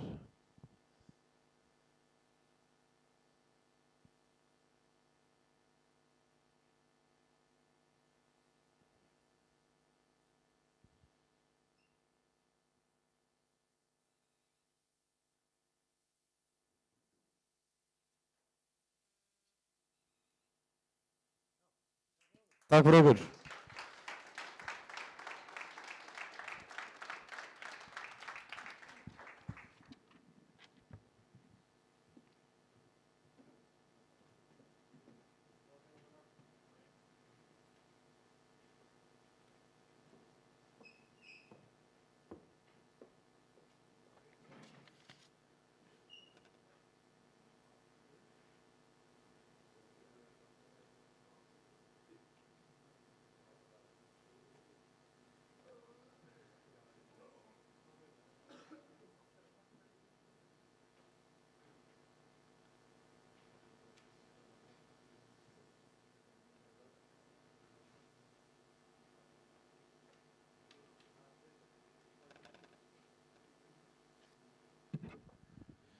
Já, komið þið sæl og blessuð. Arnar Snær Gunnarsson heiti ég og ég er hérna kominn til að kynna fyrir ykkur lokaverkefni mitt í vélstjóranum og það fjallar rannsókn á virkni og fýsileika trompe. Og við komumst nú að því hvað það þýðir eftir smástund. En það sem kannski rétt að taka fram það sem ég meina með fýsileika er það hvort það sé eitthvað vit í að nota þessa tækni í dag. Nú, markmiðin með þessu voru þau að eins og ég sagði áðan, rannsaka virknina, sjá hvernig þetta fyrirbæri vinnur, hvernig þetta virkar, hvað það gerir og af hverju það gerir það sem það gerir. Svo langaði mig að rannsaka fýsileikan, eins og ég kom inn á áðan. Það er að segja hvort þetta sé bara fyndið og skemmtilegt eða flott eða hvort þetta sé í raun og veru nothæft í nútímanum. Og þá sérstaklega með tilliti til umhverfisvænna lausna eða sparnaðar fjárhagslegs. Nú, einnig langaði mig að prófa að kynnast vísindalegum rannsóknum og prófa að hanna mína eigin rannsókn og fylgja þessum vísindalegu reglum sem maður þarf að fylgja í svona rannsóknum. Og svo þess að síðasti punkturinn sem er líka svolítið skemmtilegur finnst mér að það er að nýta söguna. Af því að ég tel að það sé fullt af fyrirbærum í sögunni sem að hafa fallið í gleymskur og hætt í notkun af því að þau þótt ekki virka eða voru ekki nógu nytsamleg þá eða í dag, en eru kannski nógu nytsamleg þegar við beitum nútíma tækni á fyrirbærin. Nú en hvað svo þetta trompi? Þetta ekki blásturshljóðfæri sem ég skrifaði vitlaust, ég get allavega að byrja að segja ykkur það. Þetta vatnskrúin lofttjappa og sem alveg aldagömmul tækni og var upphaflega notuð til þess að leysa físibelginn á hólmi í ákveðinni tegund af járnsmiðju. Og svo var hún endur uppgötuð árið 1910 af manni sem hét Charles H. Taylor, en hann smíðaði og hannaði þessa virkjun hérna. Og ég ætla að koma aðeins betur inn á þessa virkjun eftir augnablik, en þetta mjög einfalt fyrirbæri. Þetta eiginlega alveg heimskulega einfalt. Það að vísu svolítið flókið að áætla hver loka þrýstingurinn verður. Það að segja að reikna það með einhverju nákvæmni. Við getum sirkað það og svo stillt það inn, en það mjög erfitt að reikna það og fá einhver föst gildi út úr því. En afkastagetan á þessu fyrirbæri hérna var alveg gríðarleg. Við erum að tala um það að þessi græði hérna, hún framleiddi þúsundir af rúmmetrum á lofti undir 8,6 börum á mánuði og þeir seldu þetta þrýstiloft til náma í nágrenninu, 12 alls, minni mig, og seldu þetta þrýstiloft og sendu það 40 km leið. Þannig að allt þetta þrýstiloft þurfti að fara 40 km löng rör til notenda. En svo ég útskýri svona lauslega hvernig virknin á þessu þá það bara þannig að hérna kemur vatnin, fellur niður þetta fallrör og vatnið dregur með sér loft hérna niður og svo rennur vatnið hérna eftir þessu skilröri og loftið skilur sig frá vatninu, fer hérna upp rörið til notenda og vatnið fer svo bara í affall og út.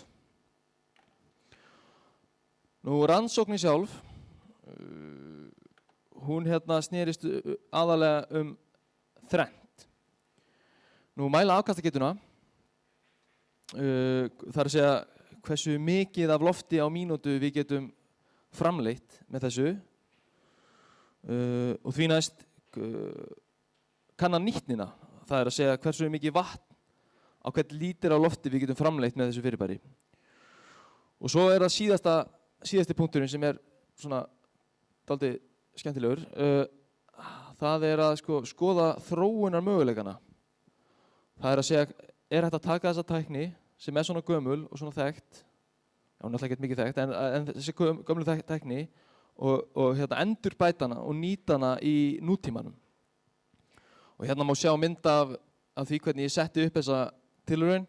Hérna flæðimælir og vatn rennur hérna inn og fer svo í þjöppuna og ég ætla að útskýra aðeins betur virknina hjá mér eftir augnablik. En hérna frumgerðin og hérna, nú skal ég útskýra þetta almennilega, hérna kemur vatnin gulu slönguna og það fer inn í þetta hérna og af því að það kemst ekki neitt, þá fer það nema bara niður, þá fer það niður og það rennur yfir, ef við sjáum endan á þessu rauðu rörum, það eru loftrörin sem liggja svona það bil hingað, svona aðeins fyrir neðan únjónin. Og við það að vatnið rennur hana fram í, þá myndast undirþrýstingur og loftið sogast inn með þessu, fer í skilrörið, skilur sig frá vatninu, safnast saman í þessu lóðréttaröri hér, sem að ég kýs að kalla þjapprörið og fer svo í þennan ágæta oljukút sem að ég reyndar hættur að nota, en svo fer vatnið bara út þetta affallsrör. En þetta rör hérna, það í rauninni grunnurinn af virkninni á þessu. Í fyrstu tilraunum þá kom það í ljós að ef þetta ekki rétt á hæðina þá bara virkar græjan ekki. Og það vegna þess að það að ýta vatninu hérna upp myndar mótþrýsting við vatnið sem dettur niður hér og það er í rauninni sú virkni sem þjappar saman loftinu. Nú þetta er, nei, býtum við, nú fyrir ég vilt sátt. En þetta hérna er öflugasta útgáfan sem ég smíðaði af þessari þjöppu. Og hér er ég búinn að hækka fallrörið 2 metra, upp í 2 metra og bæta við sverara skilröri. Og glöggir taka eftir því að hér er komin kúluloki. Og svo náttúrulega bara þjapprörið eins og það er. En, býtum við. En já, þetta var öflugasta útgáfan. Ég skal segja ykkur hvernig niðurstöðuna voru af henni eftir augnablik. En varðandi þennan kúluloka hérna, þá komst ég að því að ég þarf faktist séð ekki að hafa fallrörið eins og það er. Ég þarf bara að hafa einhverja mótstöðu. Það þarf bara eitthvað að vera hérna sem að myndar einhvern mótþrýsting við vatnið. Og svona til þess að redda sér og að því að ég vildi nú ekki eyða of miklum peningi í þetta, þá hirti ég bara úr ruslinu gamlan kúluloka og með því að hafa hann ákveðið mikið eða lítið opinn, þá fæ ég fram sömu virkni. En auðvitað væri miklu betra að vera annarkot með fasta þrengingu eða nálaloka eða einhvers konar stillanlega loka heldur en einhvern gamlan kúluloka. Og hérna er svo sýniseintakið sem er hérna úti hjá okkur á Vélstjórn og ég ætla að sýna þeim sem vilja virknina á eftir. Og ég vildi frekar sýna ykkur þessa útgáfu þó hún sé ekki alveg öflug vegna þess að eins og sjáu þá eru glærrör hérna hingað og þangað á tækinu og það sýnir bara svo vel virknina að það er miklu skemmtilegra að skoða þetta heldur en hitt. Nú niðurstöður þessar rannsóknar eru þessar. Sko, það er bara að hafa í huga þegar við skoðum hérna þessa tölu hérna, hagkvæmnishlutfallið, 2,89 lítrar af vatni fyrir hvern 1 lítra af lofti, að þetta er ekki línulegt. Það er að segja, þegar við þjöppum saman lofti, þá verður alltaf erfiðara og erfiðara að tróða það inn í rýmið sem við erum að setja það inn í og þess vegna hægist á framleiðslunni eftir því sem að þrýstingurinn í kútnum hækkar og þá fellur þetta hagkvæmnishlutfall. Nú mesta loftframleiðslan var 7,82 lítrar á mínútu sem að ég myndi segja væri nú bara nokkuð gott með svona litla græju. Og allar mælingar, bara taka það fram, allar mælingar eru mældar út frá ákveðnu þrýsting sem er 0,045 bör. En ástæðan fyrir ég valdi þann þrýstingin er einfaldlega svo að það er hámarksþrýstingurinn á fyrstu tilrauninni. Einfalt að miða við það. En mesti þrýstingur sem ég náði var 0,19 bör sem er dálítið merkilegt þegar það er 95% af vökvasúluþrýstingi vass sem er 2 metra djúpt. Fyrir þá sem ekki vita þá ef þú ferð meter ofan í vatn, sama hversu mikið vatn það er, þá hækkar þrýstingurinn á þig 0,1 bar. Þannig að þarna er ég búinn að búa til vökvasúluþrýsting sem er 0,2 en ég næ að nýta 95% af honum. Nú, það eru miklir möguleikar á að þróa þessa þjöppu áfram. Ég ætla nú kannski ekki að fara mjög djúpt í það, en eins og ég sagði áðan þá setti ég þarna kúluloka í staðinn fyrir affallsrörið og það væri hægt að setja, eins og ég sagði áðan, fasta þrengingu eða stillanlega þrengingu. Aðalmálið er að það þyrfti eiginlega að vera hreint flæði frá affallinu með eins litlum svona eyðumyndunum og hægt er. Því ég held að það sé pínu truflandi fyrir hana ef það er mikið kavitasjón og eykur náttúrulega bara viðhald og svona. Og þar að ekki, þá er hægt að nýta affallið í raforkuframleiðslu. Það er að segja ef að græjan er nógu stór og þrýstingurinn nógu mikill, þá er hægt að nýta affallið, bununa frá affallinu í að knýja Pelton-túrbínu eða Crossflow-túrbínu eða í rauninni svona, já, allavega klálega þær 2 tegundir. Og svo er þetta að nýta þetta rafmagn bara í að keyra stýringar eða inn á net eða bara hvað sem mönnum dettur í hug. Já. Og að loka þá langar mig að þakka Norðurorku fyrir að gefa mér þennan aflagða vatnsflæðimæli Og að sjálfsögðu vil ég þakka Slipnum kærlega fyrir þeirra stuðning. Og ég mæli með að fólk skoði það ef það veit ekki hvað að gera í sumar að fara og sækja í Slipnum. En ef það engar spurningar þá vil ég bara þakka kærlega fyrir mig.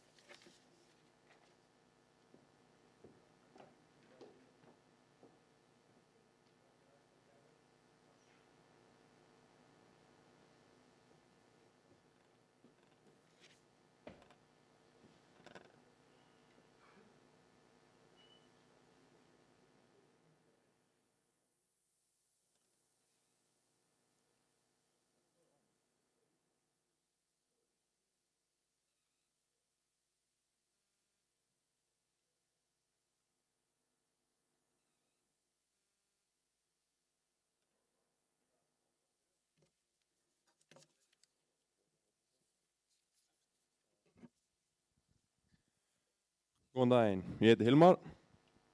Ég heiti Steinar. Og verkefnið okkar er að hanna og smíða færiband frá Gunni til þess að flytja steinefni. En við erum að vinna á Kólas sem er eitthvað malbyggunarstöð hér á Akureyri. Malbyggunarstöðin framleiðir malbygg úr steinefnum og tjöru sem er svo lagt á götur bæjarins. Og við erum að gera verkefni í samstarfi með þeim.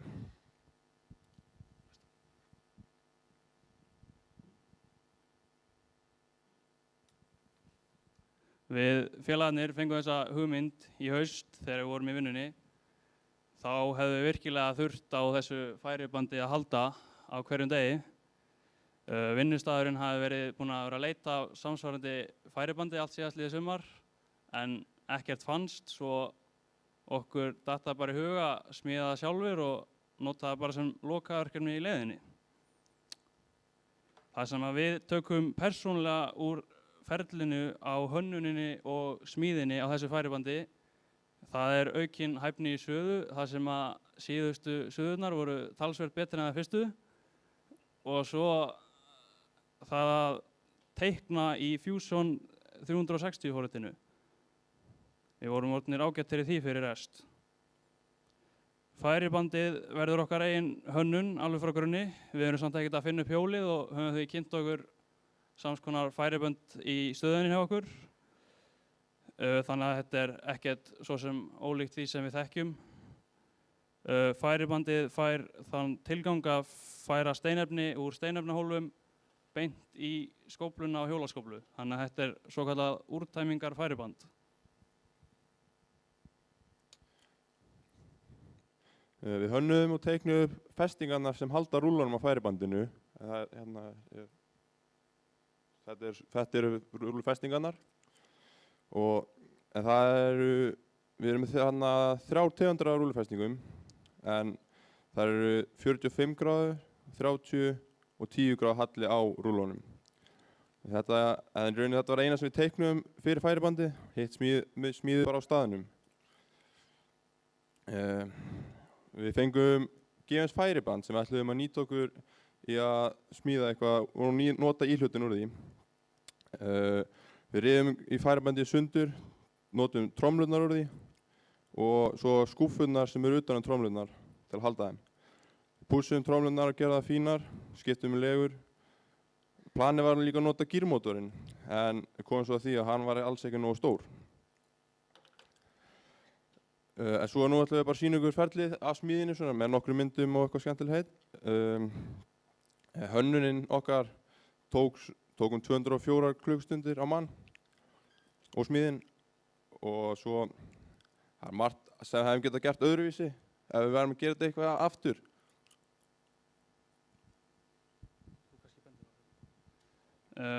Hér er mynd af rúlufestingunum sem við smíðum. Við erum með 7 festingar talsins, 3 45 gráðu, 3 30 gráðu og 1 10 gráðu. Hérna eru trómlurnar sem við endurnýttum af gamla færibandinu, pússum þær upp og skiptum legur og gerðum það fínar. Og svo þarna erum við að gera festingar fyrir skúfurnar sem að halda trómlunum. Svo eru einnig búin að punta hérna rúllufestingarnar á burðarbitann. Hann er 160 x 160 x 6 prófíl, 6 metrar lengt og færibandið í heild sinni er rétt 7 metra. Á þessum tímapunkti í smíðinni þá voru hérna festa festingar undir bandið sem halda hérna reiminni en reimin sem við böndum hún er 3,5 metra lengt 13,5 ætlaði að segja. Það er bara eins og það er. En við fengum henni heilu lagið þannig að þá ættum við að setja hann á. Hérna eru búin að koma henni á bandið og svo þurftum við að smíða líka augun til að hífa það. Þegar augun voru komin á þá fórum við með það út og tjekkum svona staðsetningun á því. Já, þegar við vorum búin að máta færibandið og voru sáttir með staðsetningun á því, þá smíðum við lappir eins og sjást þarna. Þetta eru aftari lappirnar, það geta staðið í ýmsum ójöfnum. Svo smíðum við trekt sem er þarna vinstra megin á skjánum og til þess að steinefnin detti af færibandinu undan beint ón á okkar færiband, svo það sé ekki út allt. Að því loknu þá suðum við allt fast sem voru búin að punta og máluðum það svo.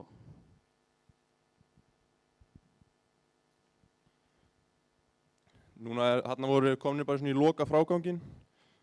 Við þurftum að setja hérna neyðarstopp, svona togneyðarstopp. Svo fórum við bara og hendum smurulögnum á þetta, svo væri einfaldara að smyrja. Hérna erum við komin með gúmmi innan í trektina til að minnka slit og þannig. Og svo skilrófan á bandið, það einnig þarf að hafa þannig.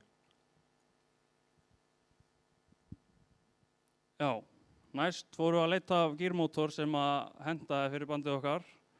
Það var býsna erfitt, fyrst að það kannaðist enginn við öxulmálið á tromlunum okkar sem var 45 mm.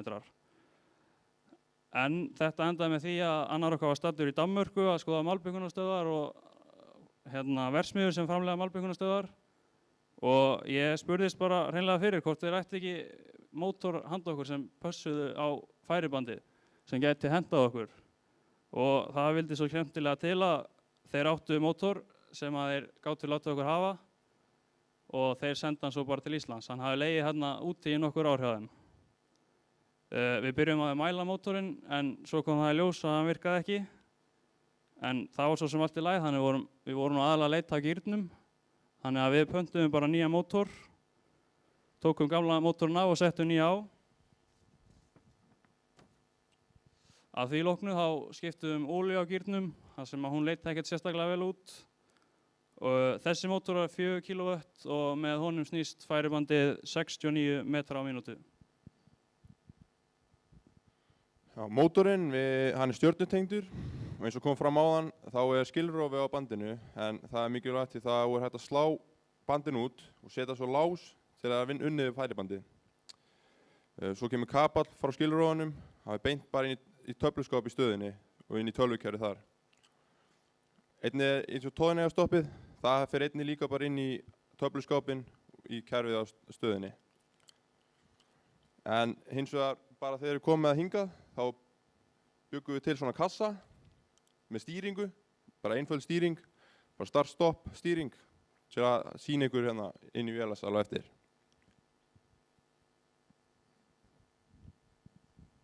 Já, hér eru svo með létt vídeo á pröfukeyslunni. Það spilast nú eitthvað hægt sýnist mér.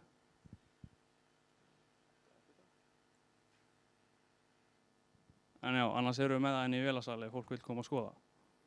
Já, annars viljum við bara fyrst og fremst þakka Kólas fyrir að láta þetta verkefni verða veruleika og einnig viljum við þakka samstarfsfélögum okkar fyrir að veita okkur góða ráðgjöf og hjálpar hönd. Bara takk fyrir okkur. Fulla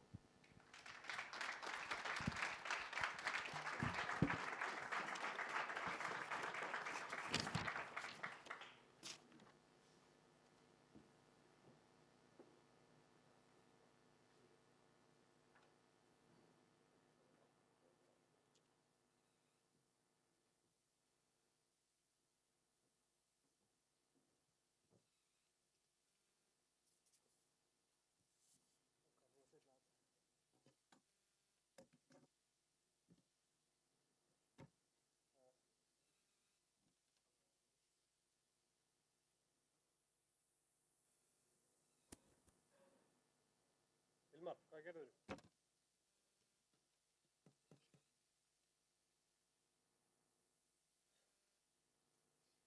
Þetta er eitthvað ásýr hérna.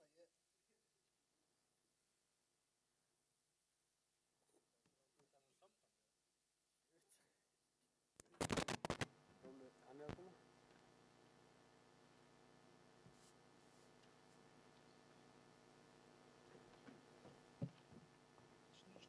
Hún vill ekki meira.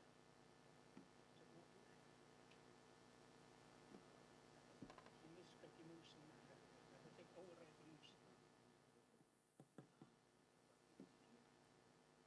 Og eiginlega fastningun, hvorki í softinu. Músin virkar ekki meðan þetta er.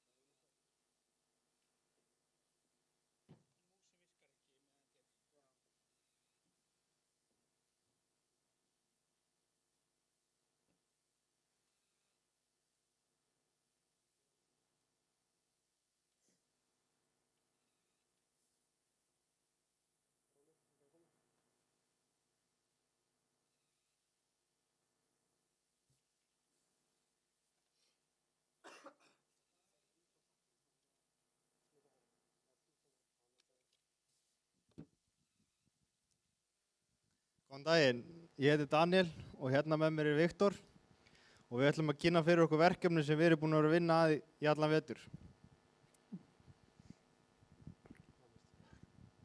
Herðu, til að byrja með þá ætlum við aðeins að útskýra fyrir ykkur hvað hreinlega þetta er og til hvers þetta er. Og í verkefninu okkar þá ákveðum við að fara aðeins út fyrir þægindaramman og nýtt okkur þrívíddarbrendun og þrívíddarbrenda líkan af tvinnspúl þotuhreyfli sem snýst með hjálp lítins mótors sem við settum neðan á hann og þurftum að breyta teikningun upprunalega. Hreyfillin okkar heitir Turbofan og er nútímalegasta tegund svona hreyfla. Turbofan eða fanjet vél er tegund þotuhreyfla sem samastendur af kjarnagasturbínuvéla sem nær fram vélrænu orku frá bruna sem kemur fyrir í miðri vélinni. Og síðan einnig eru viftu sem notast við þá vélræna orku sem gasturbínan býr til og þvingar miklu lofti aftur fyrir sig fram hjá kjarnanum inn í vifturás. Langflesta farþegaþotur nútímans nota turbofan vélar vegna þess að þær eru kraftmiklar og hagkvæmar í rekstri. Þessi hreyflar fara sístækkandi þar sem hjáveituhlutfallið spilar mikið inn í hagkvæmni hreyflana. Markmiðið með þessu verkefni var svona að efla okkur í þessum styrmu þáttum en þrívíddartekning auðveldar að koma frá okkur hugmynd sem nýtist okkur áður en hafist til handa í nýsköpun eða þess háttar. Einn af helstu þáttunum með þessu verkefni okkar var því að auka þekkingu okkar á tölvutekningu með áherslu á þrívídd og notum við aðalega forrit sem heitir Shaper 3D til að vinna úr teikningunum þar sem við settum alla hluti hreyfilsins saman og sáum útlit hans. Okkur fannst viðeigandi að hafa hjólinn blá þar sem loftið kemur kalt inn og svo aftur á móti hjólinn rauð þar sem að loftið brennur, þar sem að loftið fyrir eitt út. Afgasið sér satt bara. Svona 3D líkan á þotuhreyfli er ekki nýtt á nálinni því að samskonar hefur verið gert áður. Þróun 3D-prentara hefur farið stigvaxandi undanfarin ár og opnar margar dyr fyrir atvinnulífið. Okkur langar því að læra betur inn á þennan búnað. Við höfum séð að þeir verða stórir þættir í atvinnulífinu þó svo að þeir séu orðnir sívinsælli í tæknigeiranum og almennum iðngreinum. Hægt er orðið að fá 3D-prentara sem prentar úr málmi. Það kemur sér vel fyrir okkur sem störfum í málmiðngreinunum en við notum þó einungis plastprentara í okkar verkefni en erum með stykki til sýnis sem er prentað úr málmi. Þotuhreyfillinn okkar er knúinn með litlum 12 V jafnstuðsmótor sem er tengdur við hraðastýringu. Við gerum til að byrja með hraðastýringu. Við fengum aðstoð frá strákunum í FabLabinu til að fræsa út kopraplötu sem komið verður inn á síðar. Á plötunni komum við fyrir meðal annars viðnám, þétti og Arduino-tölvu sem við forritum fyrir upplýsingaskjáin okkar. Þar sem að þotuhreyfillinn er stungin í samband við venjulegan tengil og mótorinn okkar er 12 V, þurftum við spennubreyti og notum við spennubreyti sem að fylgdi með LED-borða sem að breytir úr 230 voltum riðström í 12 volta jafnström og hendaði það afar vel. Herðu, prentunin, það sjálfsögði áður að búið til 3D prentastykki, þannig að það er eitt stærsti þáttur í okkar verkefni. Og eins og búið var að nefna, þá fengum við að nota prentastöðuna hjá N. Hansen sem að þykir okkur algjör forréttindi. N. Hansen er sífellt að prófa sig áfram og þróa sína starfsemi. En í dag starfa hjá þeim 4 plastprentarar og eru þeir mjög öflugir. Og þeir láta ekki nægja sér því nýverið hafa þeir tekið í notkun 2 prentara sem að prenta úr stáli og einni auki sem prenta úr resinvökva og sinnir þetta allt sínum tilgangi í atvinnulífinu okkar.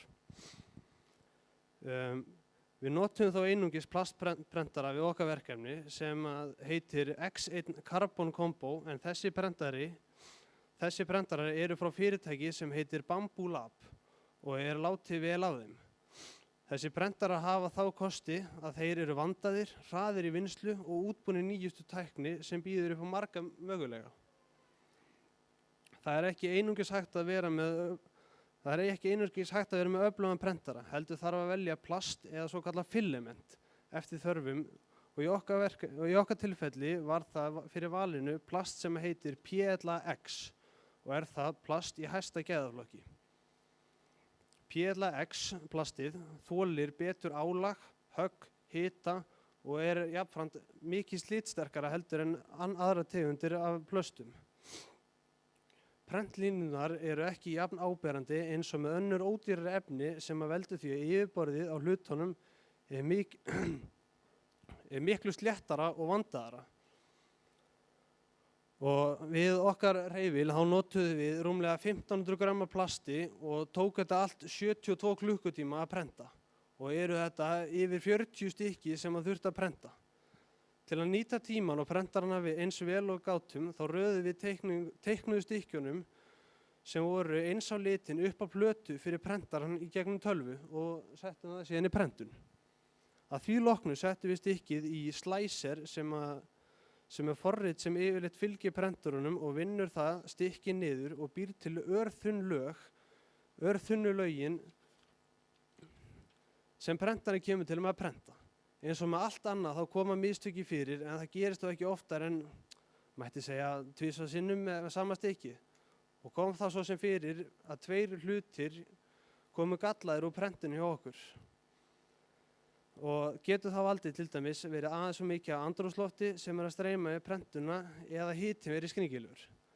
Þá prófum við bara að prenta aftur það sem að tókst ekki og kom þó út vandræðalaust. Að okkar mati komu stykkin vel út og nákvæmnin á prentunum fram úr öllum vonum.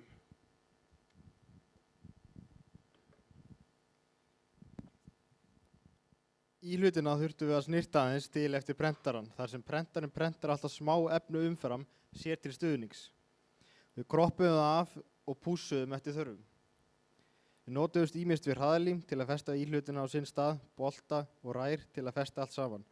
Við ætluðum upprunnilega að nota 2,5 mm bolta og rær á móti, en voru við svo sammála að snirtilega gæti orðið að snitta þetta allt saman.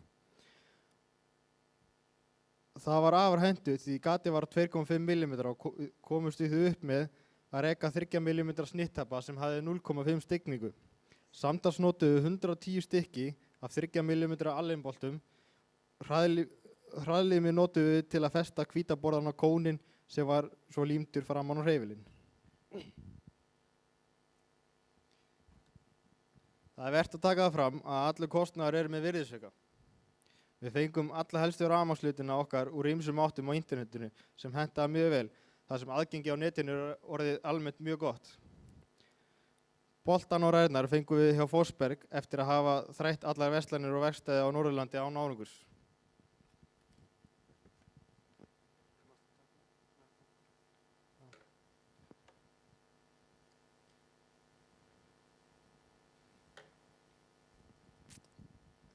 Við útbyggum hraðarstýringuna í FabLabinu en þetta var í raun tækni sem við vissum ekkert að væri til fyrir en að þeir kynntu okkur fyrir hana. Og hjálpuðu þeir strákanir okkur í FabLabinu með þetta. Við teiknuðum upprunalega myndina með rásunum í forriti sem heitir KiCad sem við gátum svo séð í þrívíddarformi í kjölfar eftir því.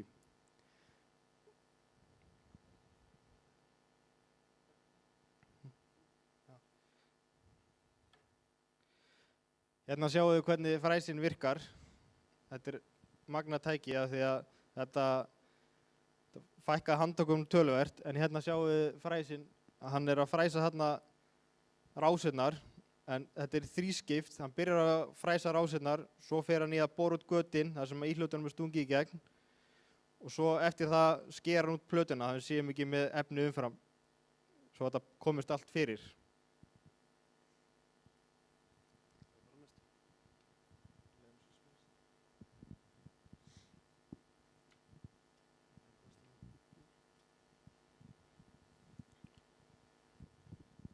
Herru, síðan það hreyfillinn í öllu sínu veldi, eins og sést þarna, og við erum smá myndband. Það að playa. Og þarna sést það sem við kveikjum á honum, og þarna forritaði skjárinn sem við forritum í gegnum Arduino, og þarna hann í rauninni alveg klár, og má reikna með því að hann sé að snúa eftir í kringum 400 til 500 snúninga á mínútu, og mótorinn þá 800 til 1000 snúninga á mínútu. Og þarna sást þetta twin spool kerfi, þar sem að miðjan í rauninni snýst ekki með restinni, heldur snýst það með loftinu sem að kemur með stóra spaðanum.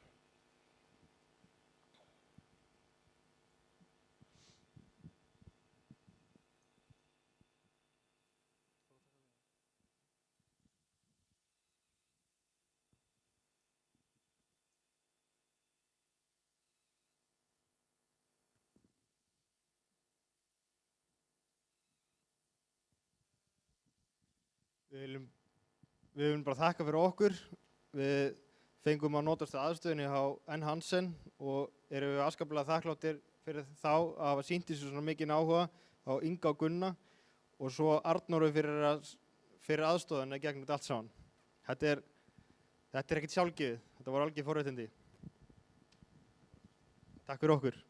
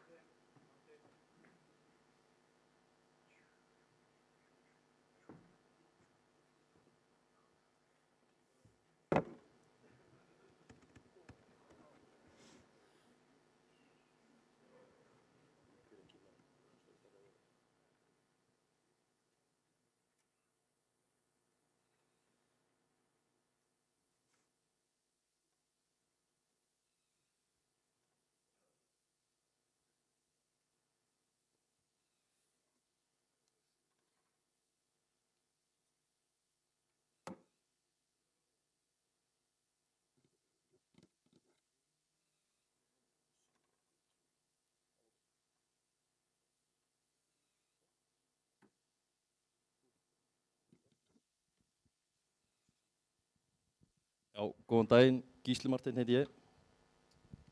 Og Fannar Már heiti ég, og við ætlum að sýna ykkur hérna lokaverkefninu okkar.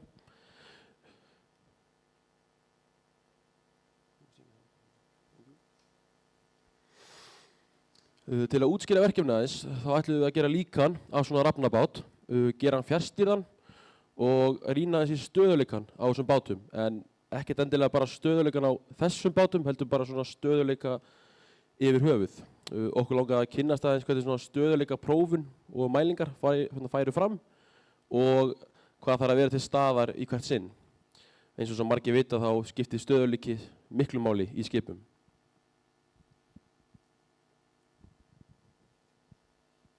Smíðin á bátnum.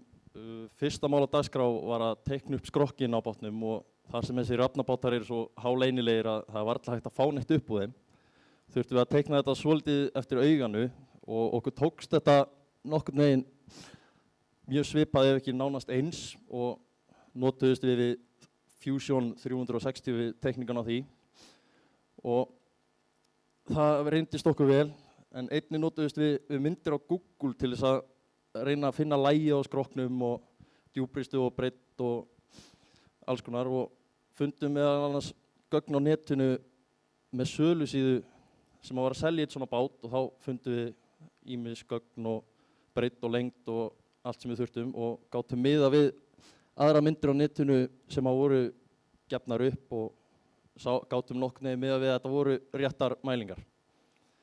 Og þegar teikningin var klár og við vorum sátti með pröfumódelin þá voru okkur ekkert að vandbúna heldur en að henda okkur í að græja okkur fyrir fræsun og keyptum við þá 6 19 mm þykkar MDF-plötur og límdum við það saman og komum þeim fyrir í fræsaranum hérna inn í FabLabinu og svo settum við inn teikninguna og við byrjum að fræsa. En fræsunin tók 6 klukkutíma og þurftum við að sitja í gegnum það allt saman sjálfur og þurfum að hreinsa sæið og allt sem að koma af. En við höfum smá áhyggjur að plötuna myndi losna og springa frá þegar að plata myndi alltaf minnka í þvermáli og alltaf minna og minna lími sem það myndi halda í. En það sem betur fyrir slapp og komið helviti vel út. Og eftir það þurftum við að pússa mótið og ákveðum að fara svo upp í hlíðarenda til að sjá hvort að þeir geti hjálpað okkur að trefjaplasta mótið. En þá sagði Sigurður við okkur að ef við ætlum að trefjaplasta þá þurftum við að gera það vastþétt og þá þurftum við að fá trukkalakk hjá bílapríði og við bárum það á en svo kom það fljótt í ljós að það drakk svo mikið ís í trukkalakkið að það var bara grófara. Þannig að við fengum á til að fara umferðað með sprautuspasli yfir til að vastþétta alveg og fórum svo með trukkalakki yfir það og létum baka það. Þá var trukkalakki orðið grjóthart og við gátum fara að trefjaplasta. En eins og Sigurður sagði okkur þá þurftum við að þetta var ekki eins og hefðbundið mót, það var frekar ráðlegt að leggja í mót frekar en utanum. Þannig að við þurftum að búa til móta á mótinu og við gerðum það vissulega og þá var í raun ekkert eftir þegar við vorum komin með mótið okkur nema pússa og fingira mótið.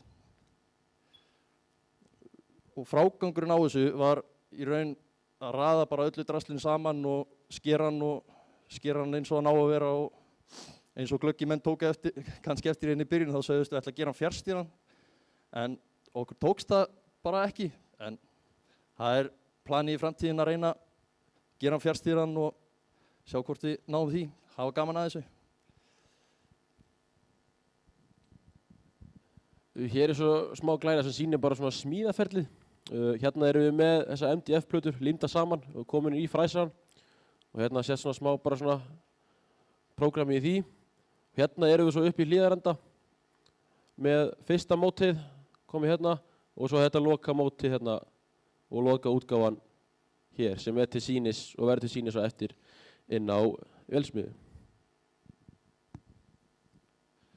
Stöðuleikaprófanir á svona bátum, það hægt að gera þær tvennsvegar og það með veltiprófun og hún framkvæmt þannig að báturinn hafi landfestu við bryggju og síðan að láta hann leista aðeins á landfestunum og láta hann sjá til þess að hann rekst ekki í bryggjuna meðan við verum að síðan velta bátnum borð í borð og þurfum að sjá til þess að veltanir á bátnum verður orðin hæfileg eða 2 til 6 gráður í hvort borð og síðan bátnum látið velta frjálst og tökum svo tíman á því hvað báturinn lengi að jafna sig og eins lengi og veltitíminn eða tíminn á einni veltu ekki lengri heldur en breidd bátsins í metrum, þá stöðuleikinn fullnægjandi.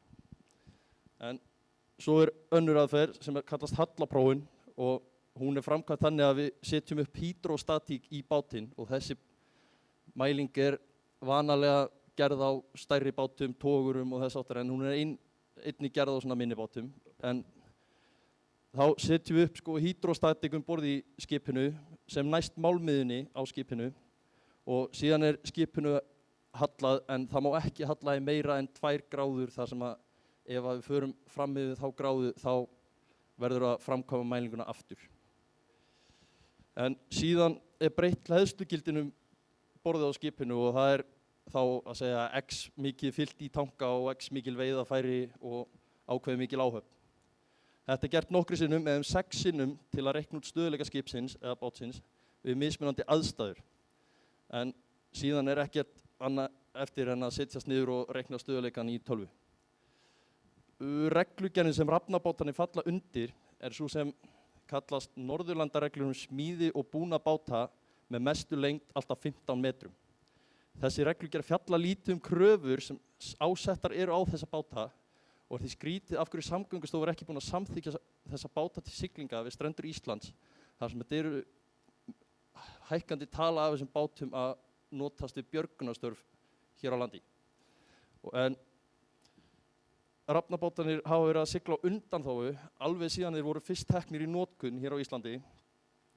Þessi reglugerð finnst okkur eiginlega að vera bara hreinlegt grín þar sem það ekki verið að taka alvara öryggi sjómanna eins og til dæmis á strandveiðum þar sem stærsti hluti skilgreindur sem opnir bátar.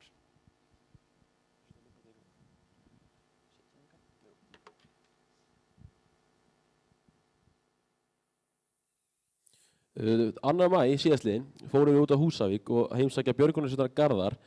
Þeir eru með svona bát og fyrrum skólafélagi okkar í sveitinni og á þessum bát. Þannig að það var ekki annað að gera en að renna austur og kíkja í skemmtisiglingu. Við tókum að 2 tíma siglingu með honum, sem var bara ótrúlega gaman. Það var allt upp á 10 og veðri líka eins og sést þarna á þessu myndbandi sem við ætlum að leyfa að rúlla aðeins. Það var mjög gaman að fá að sjá og ennþá skemmtilega að fá að finna hvernig þessi báta virka og sigla. Og eins og ég var að segja, þá var veðrið mjög gott en ég trúi alveg að þessi báta séu mjög góðir og stöður í krefjandi og erfiðum aðstæðum. En ef við leyfum þessu myndbandi aðeins að rúlla þá sést það hérna þegar við förum á einhverja alvöru ferð að þegar við finnum öldur hérna eftir smá, fundum hvalaskoðunarbát, þeir eru ekki margir hérna á Húsavíkinni en þó nokkrir og fórum að leika okkur smá við þá. Þarna erum við komin bara fullt rör. Drónin okkar náði ekki alveg að halda í við bátinn. En það er gaman að sjá þegar hann fer yfir þessar litlu öldur hérna hvað hann heldur sér bara. Hann ekkert að hoppa og skoppa eitthvað. Já, eins og við segjum, þegar hann kemst á plan þá þessi bátur í raun ekkert að stoppa hann einhverja smá öldur eða neitt og eins og þarna við siglum yfir öldur þar sem báturinn að fara einhverjar 15 mílur, segjum það eitthvað þannig. En svo tökum við þarna einmitt beygju á fullri ferð og það í raun stoppaði ekkert hraðan á bátnum eða neitt. Þannig að hann var mjög fljótur að koma sér aftur á plan þegar við náðum tókum þess að úr beygjunni.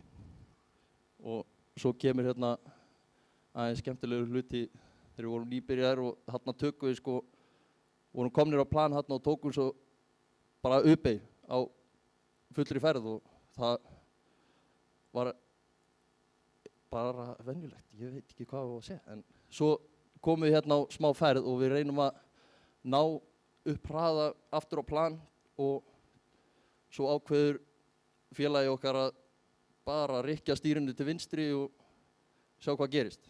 Og við vorum komnir í mjög mikinn hallan og við fundum alveg að báturinn hægði á sér, hann svona sökka framann en samt sem áður þá var svo fyndið að við lögðum að stað með þurrt dekk og svo þegar við komum aftur í land þá var allt skrjáð og þurrt ennþá. Og við sjáum það hér á þessu myndbandi, þetta myndband framan á bátinn að við sjáum þá bara hvernig öldurnar haga sér þegar það lemjast í bátinn. Það ekkert vatn að koma nálægt, jafnvel þegar við tökum þessa beygju hér þá vatni langt frá því að koma í raun inn í bátinn og þetta var mjög skemmtilegt og jafnvel þarna þegar við erum á, má segja, spegilsléttum sjó þá hann ekki mikið að taka inn á sig vatni eða neitt en við fórum einnig og sigldum út af Flatey og þar var ölduhæðin aðeins meiri og við lékum okkur við 1-2 ribbáta í hvalaskoðun og höfum bara gaman að því en eins og við sjáum hann stöður en maður veit ekki hvað og hann langt frá því að taka inn þessu vatn sama hvað hann gerir. Það bara eins og við bjuggumst við þá stóðst þessi bátur allar væntingar okkar og við höfum bara ótrúlega gaman að því að pröfa fara í svona siglingu með þeim og við þökkum kærlega fyrir þetta. Og svo bara hérna rétt í lokin, þá langar okkur að þakka þessum aðilum fyrir góða hjálp með þetta verkefni. Þetta er Björgunarsveitin Garðar Húsavík fyrir að taka okkur í þessa pröfusiglingu sem við vorum að horfa á. Bílapríði fyrir trukkalakk, sprautuspasl og fleira. Baldur Halldórsson, skipasmíður fyrir notkun á húsnæði, kennslu og efnis. Fablabið hérna í Vafema fyrir kennslu í hönnun og þrívítaforriti og afnót á verkfærum og tólum. L7 verktakar fyrir kaup á efni og Ylda EHF fyrir kaup á efni. Meira var það ekki á okkur. Takk fyrir.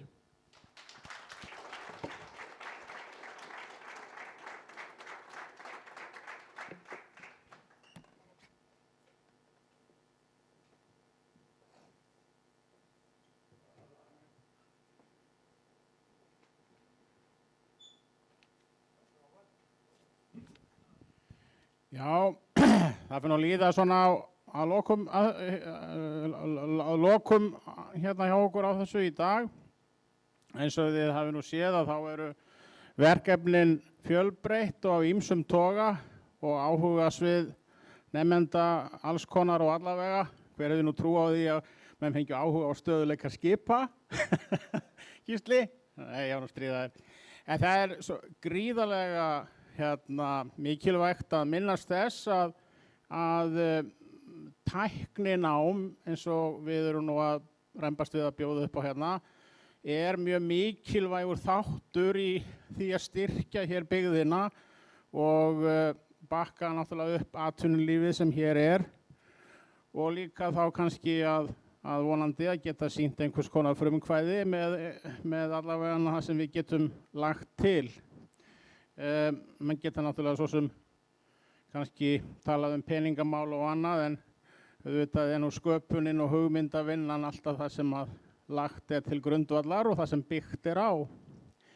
En í framhaldi af þessu þá eru þetta frammi í vélstjórnardeildinni, þar eru verkefnin og sem hafa verið smíðuð og þeir voru að kynna hérna. Og ég veit að þeir hyggjast sitja í gang mótora og tæki og tól, þannig að endilega kíkið hérna fram. Íslenska ríkið ætlar að bjóða upp á Macintosh. Var það ekki Sigríður Huld? Við líka kannski ættum að minnast á það að skólinn okkar hérna, verkmenntaskólinn, hann fagnar 40 ára afmæli á þessu ári og ýmislegt sem að verður nú kannski gert hér þegar líða fer á haustið til þess að minnast þess og verður nú örugglega fjallað og talað hér seinna meir. En endilega komiði fram og þiggiði kaffi og Macintosh og spjalliði við nemendur og sjáiði tækin og tólin. En annars er þessu lokið hérna hjá okkur í bili og bara kærar þakkir.